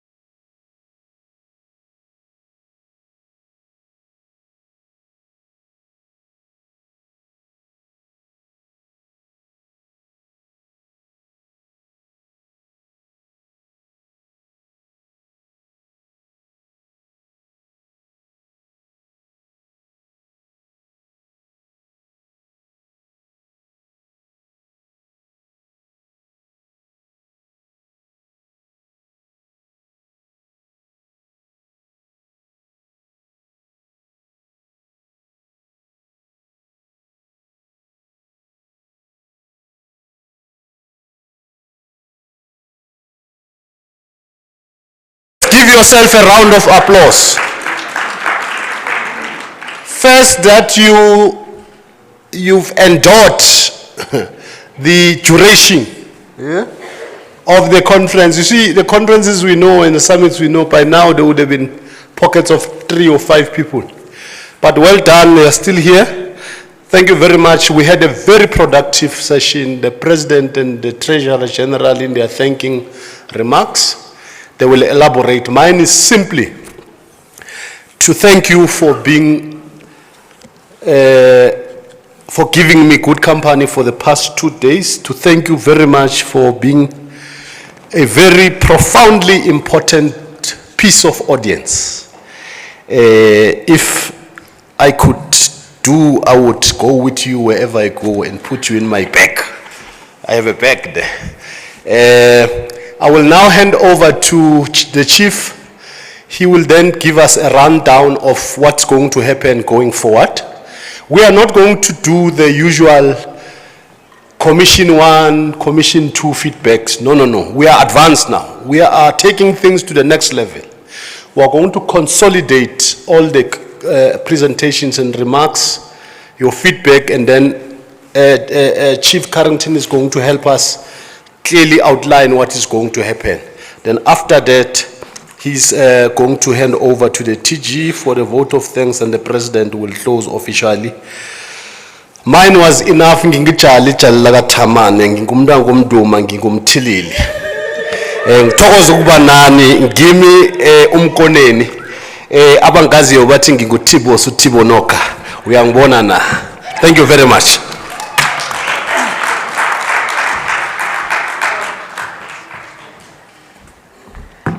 Thank you so much, Program Director.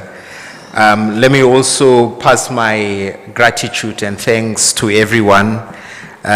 We thought that it will only be the leadership still left by this time, but we are thankful that our stakeholders are committed to this relationship, and we really like to thank each and every one of you for the time that you've taken over the last 2 days, and we do acknowledge that there is a lot still to be done.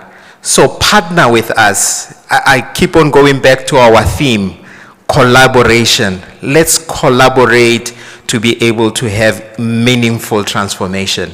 As BBCBE, we lead transformation, and let us all be part of it. For our commission reports, what we have decided is that so that we don't waste a lot of time, we have everyone's details because everyone has registered. So we would like everyone, 2 things. Continue to hashtag BBCBE for change. All the social media pages, please do that and help us so that we can have this collaborative message going out throughout everyone, so that everyone can see that built environment in South Africa is starting to move together in the right direction with all the strategic partners that we have. So with the feedback that comes as well from the masterclass workshop, please send, here is the email address, events@bbcbe.org. Let me repeat it again, events@bbcbe.org. So all the contribution that you would have made in the different commissions and master classes, please send it there. On the heading, just put in Indaba contribution, and try and put as much as you can on it so that we are able to consolidate it as well. We will make all that email also available through all our social media as well. And we will post it when we close. So all the contribution questions that you've had from yesterday's session, you can send them there as well. From the panels, send them there as well, also there. The other one as well is the workshop that we're gonna do collaboratively with CIDB and CETA. That as well, let's get as much input as well on that, so that by the time that we have it, that we have as much information as possible. So from our side, from the BBCBE Project Management Unit, we are committing that within the next month, after we have collected all the information, we will put it together for this whole Indaba and issue out a report on it, plus also the perception of the attendance about this event as well. And then we will share that with everyone. When in the next 6 months as well, the commitment from our president is that we will do a feedback session on the commitments that we have made and as well what we plan on doing going forward. And from that side, from my side, I'd like to thank the leadership of the BBCBE, our president, President Deni Masimini, our deputy president, President Bafana Dube, and as well our TG, Memathasi Dumedi, for allowing the PMU to partner with the organization in organizing this event. I thank you.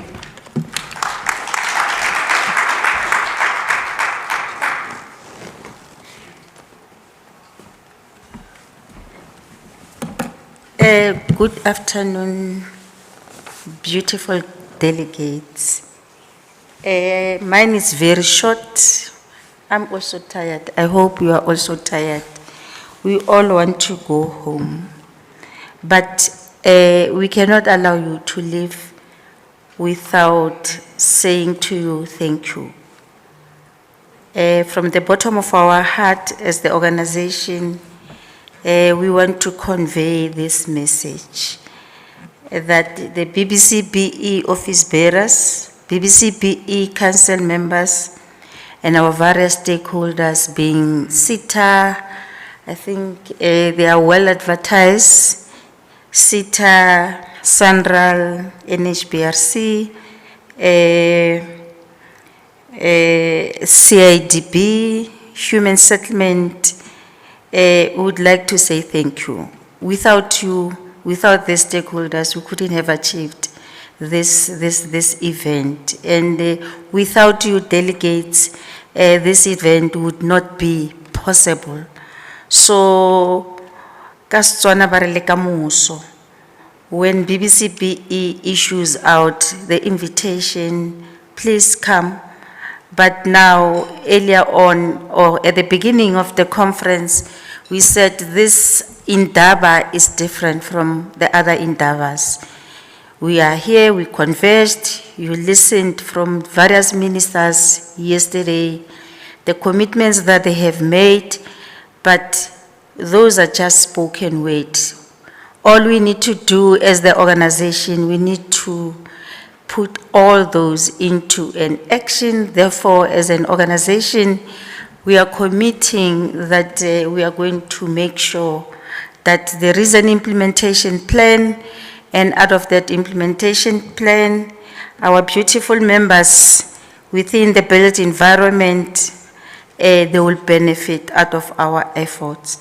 I also want to convey my heartfelt gratitude and thank you to the Women Settlement Ministerial Task Team that Mayor Juliet spoke about earlier on. We have signed the social compact on the 8th of March.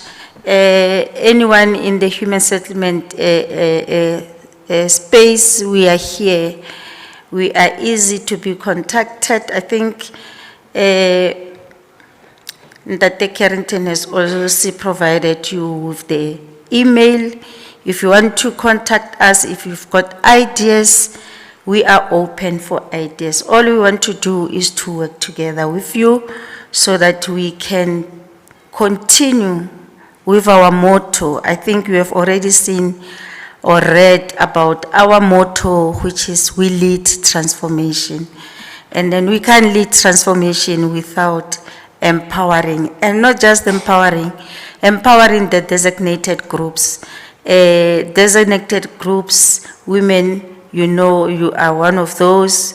If we have empowered the women, we know that things will not be the same again. Things will be different. So we want to thank you as the organization for having graced our occasion and made this occasion a success. I want to convey this message to our staff. Maybe I must disclose to the delegates that the event, it was organized in-house through the assistance of our our staff members. I've requested them to come into the plenary session so that you can see the people who were behind this successful event. I'm not sure if they are already here because I wanted them to come at the front so that you can see them and so that we can also convey our message of saying thank you to our staff. So, yeah. All I want to say is this is different event. We are planning to come, not to come back. We are coming back next year because this is going to be a yearly event.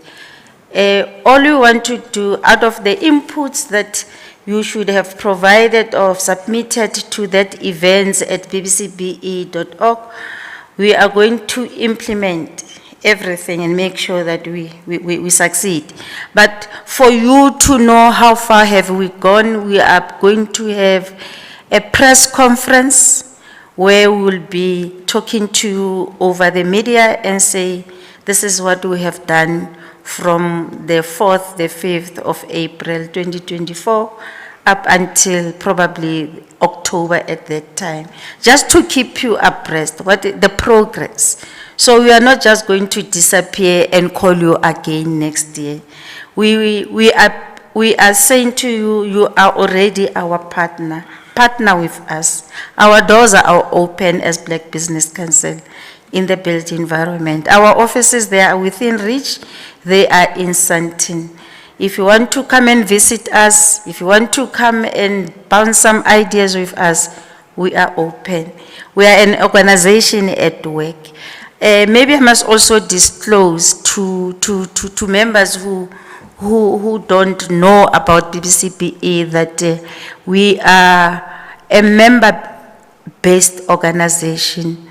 We are structured in such a way that we are trying to touch all organizations within the built environment. We've got the likes of SAWIC as our member organization. We've got SAFTA, which is an organization that Ntate comes from. They are basically experts in the fire, the fire-related matters. You have to comply on your side with fire.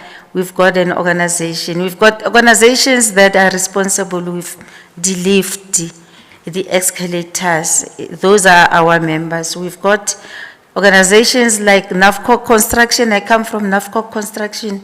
We also have an organization called SIACA. We also have SAPTAGO. SAPTAGO is an organization where we've got all the built environment professionals. So we are still recruiting. As a TG, my role, one of the roles, is to make sure that there is money in my account so that we can pursue this transformation agenda. I'm recruiting Bo Wipra, Bo Twixer, whoever who is not our member as yet. Come, let's collaborate together. We can go far. So Elaine, I'm not sure if they are here. I just want to make sure that everyone knows our staff members, so that even Halokopa Nalbona Kustrating, those are the members of Black Business Council. Are they here? Okay. So by all this, I'm just saying we thank you so much. Lekamuso. And then this brings us to the end of the program. But the President is going to give you a summary, and thank you.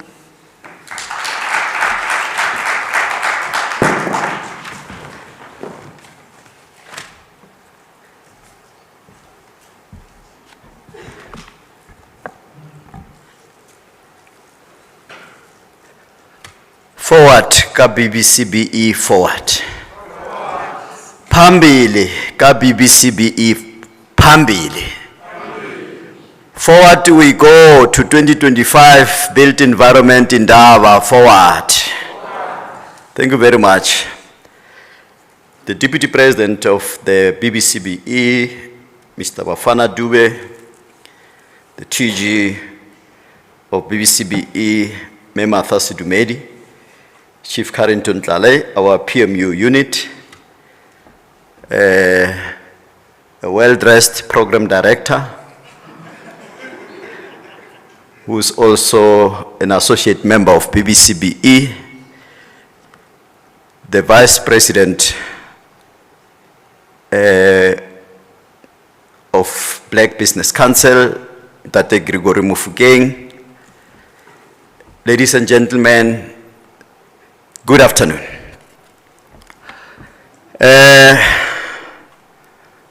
We have come to the pause. I don't want to say we have come to the end, because something that ends in most cases does not continue. We are going to press a pause button.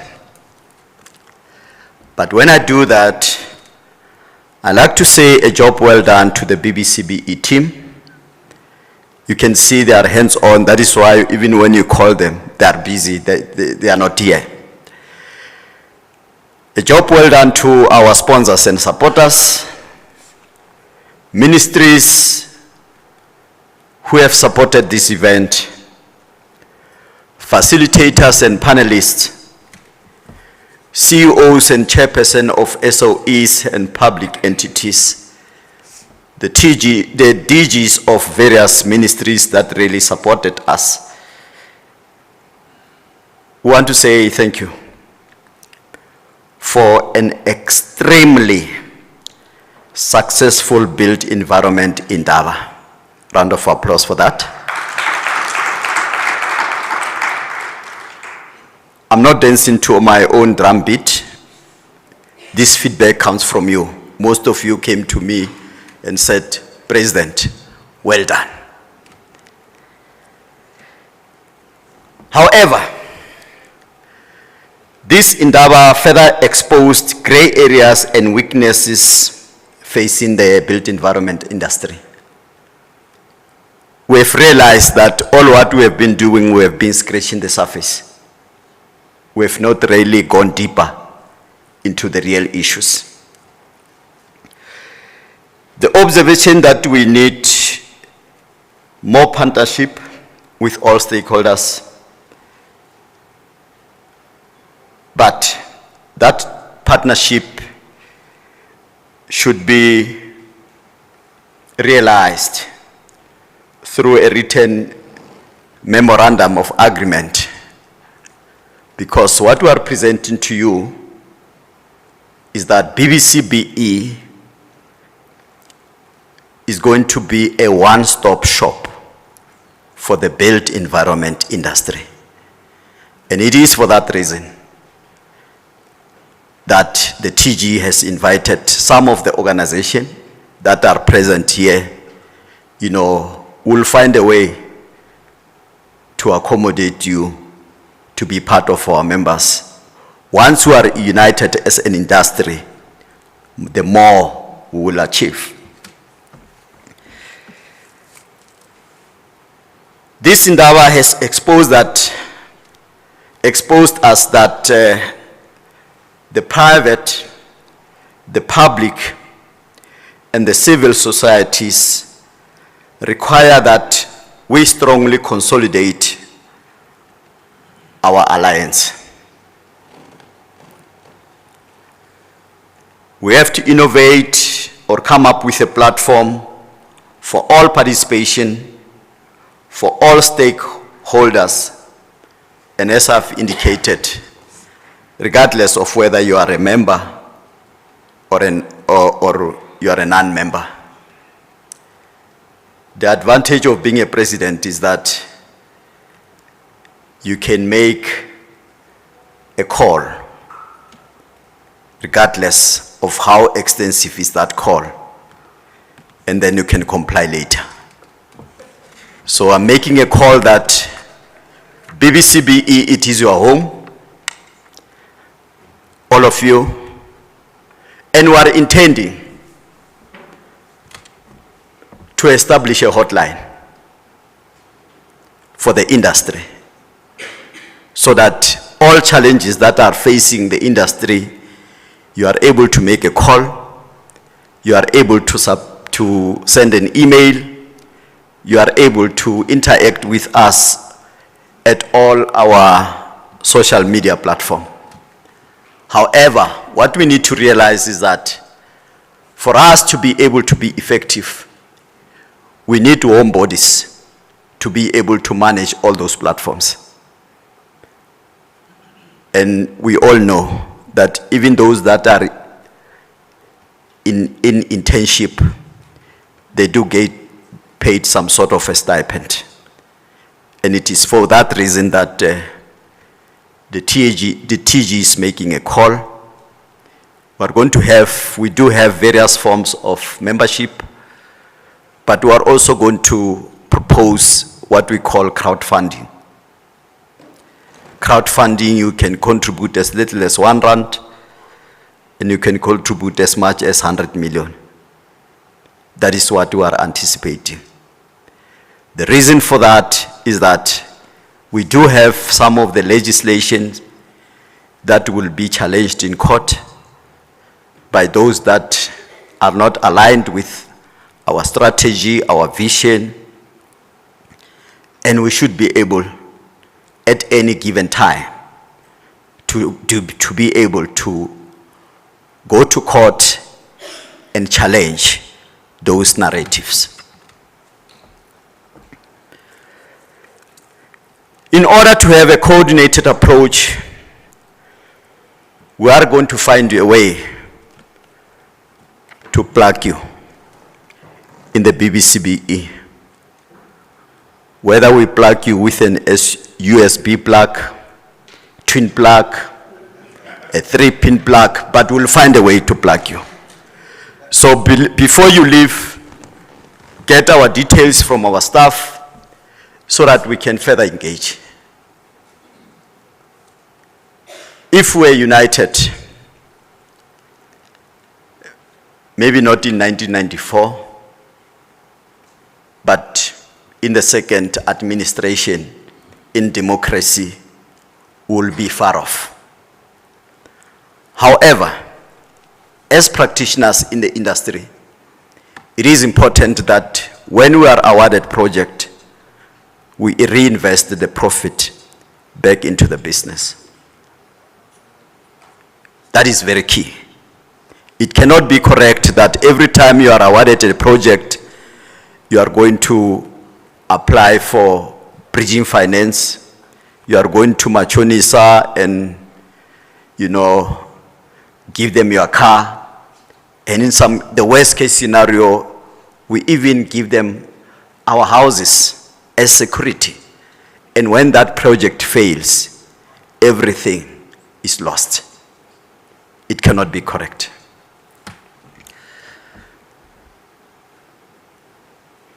That is our staff, dressed like me.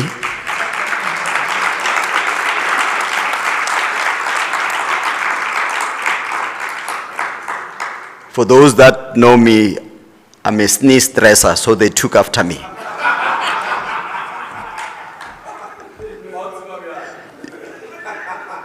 I'm not going to hijack the limelight of the TG. TG will thank you properly. Just remain standing. You have been exercising the past 3 days. I don't think 2 minutes will do any harm. All of you that are here, I think you have listened to the ministers, and most of them, they were really tongue-lashing us, saying, BBCBE, where were you all the time? But we've been around. We've been around, and many ministers who have spoken here, they've taken a pledge to partner with us, to make this Indaba an effective Indaba. Last night, during our gala dinner, that was addressed by our keynote, where the keynote was delivered by the Deputy President of the Republic. He indicated that he's not happy to just be a partner. He requested that we adopt him and they've given us marching orders that before the end of the next week, we should have produced some kind of document, which is the adoption document. But I'm not going to limit this only to the Deputy President. I'm also allowing you, if you feel you want to be adopted, we are ready to adopt you into our BBCBE family.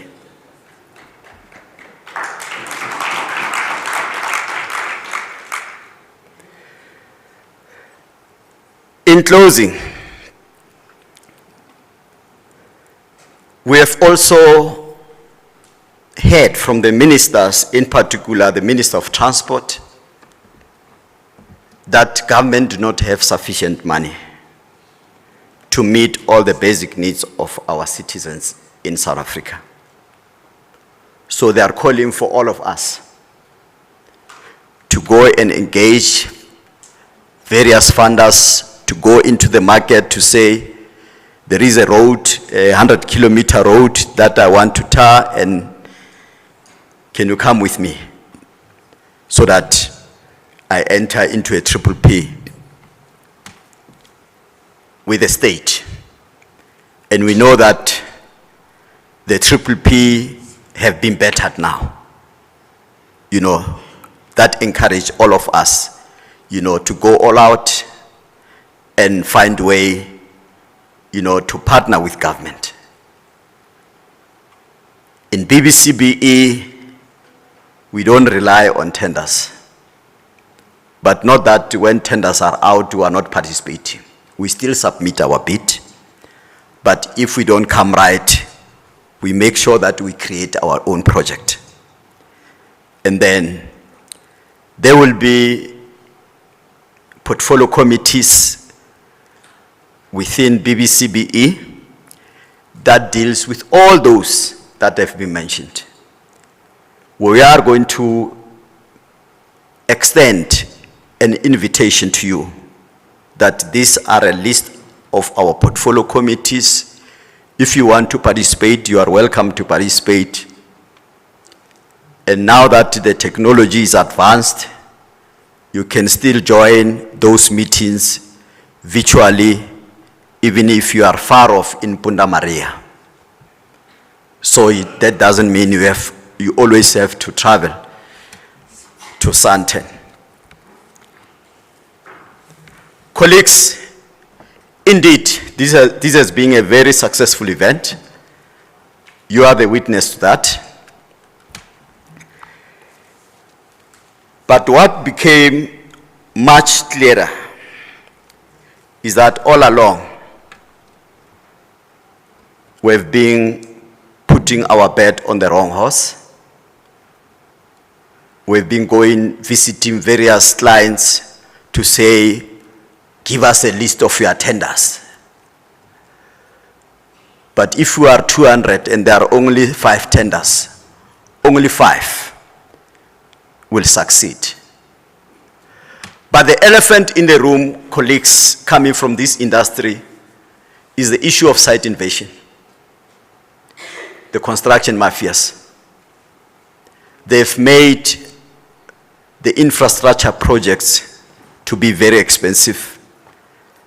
And then when some of us, we try to price them in, then we become very expensive and we fall off the market.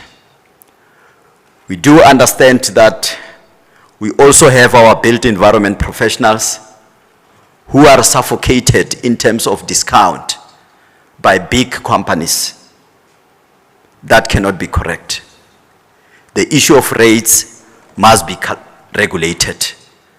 We cannot have a situation where a company says, I'll give you 80%, 90% discount. Where have you seen that? Because some of them, they've made it. All they want to do is just to keep their staff busy. So those are some of the challenges that we need to deal with.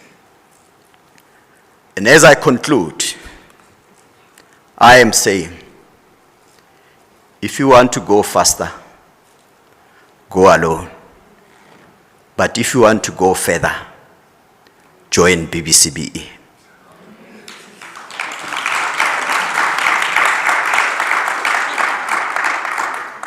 e le nna mokoni wa Ntšhidikgolo Maila Hlantlhagane ke re ge ke kata-kata go kata-kata se go tšhaba ke ilo tšea maatla so that in the next 3 months we bring you good news. Thank you very much. Someone has lost the spectacles. If you don't find your spectacles, please come and find them. Okay. On my left-hand side, we've got our beautiful, beautiful staff, BBCBE staff. I mentioned earlier on that this event became a success because of all the work done by this team. We did everything in-house. And we spent sleepless nights, working 24/7 basically, because we wanted to make sure that this event is successful. But the NOBs would like to say to our staff members, thank you so much. We are grateful.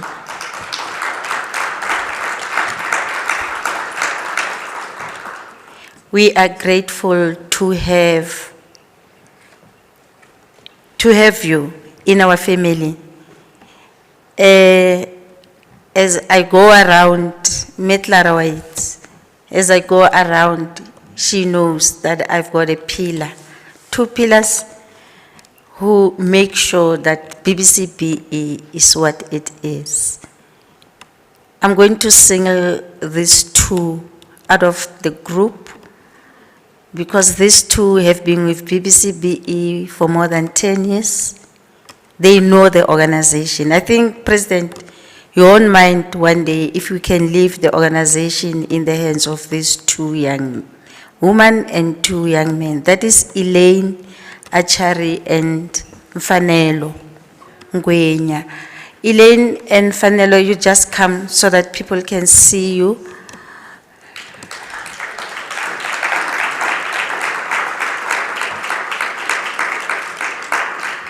So these 2, they are our pillar.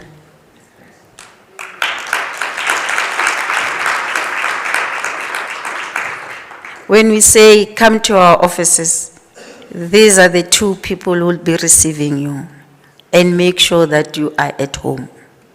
You are not going to feel home, you will be at home. Thank you so much. Well done, team.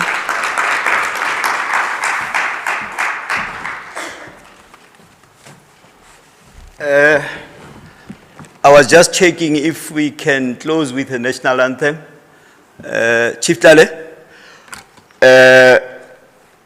as we close, for those that are not in a rush, we don't want to incur wasteful expenditure.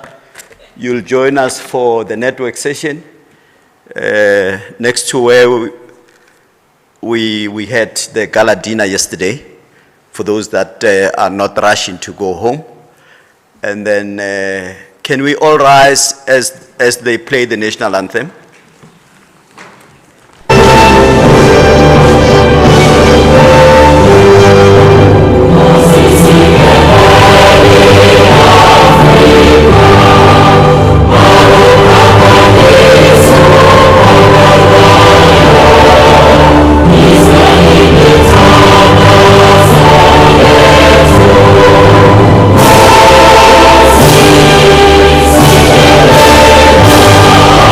Thank you.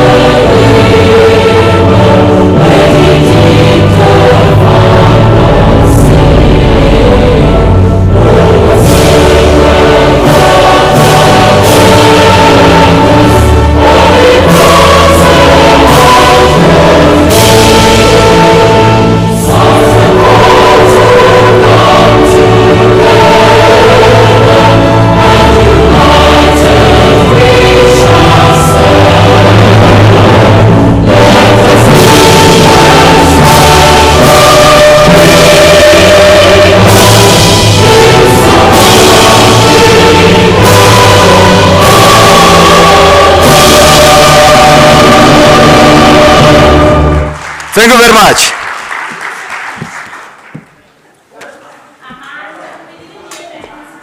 Oh, Amandla BBCBE, Amandla. Viva BBCBE, viva. Thank you very much, comrades. TG. What shall we do? Since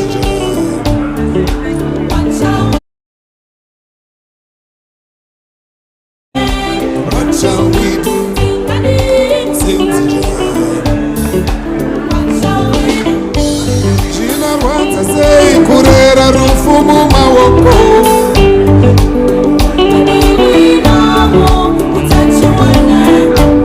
Gina wants to say, Kuchenge Taru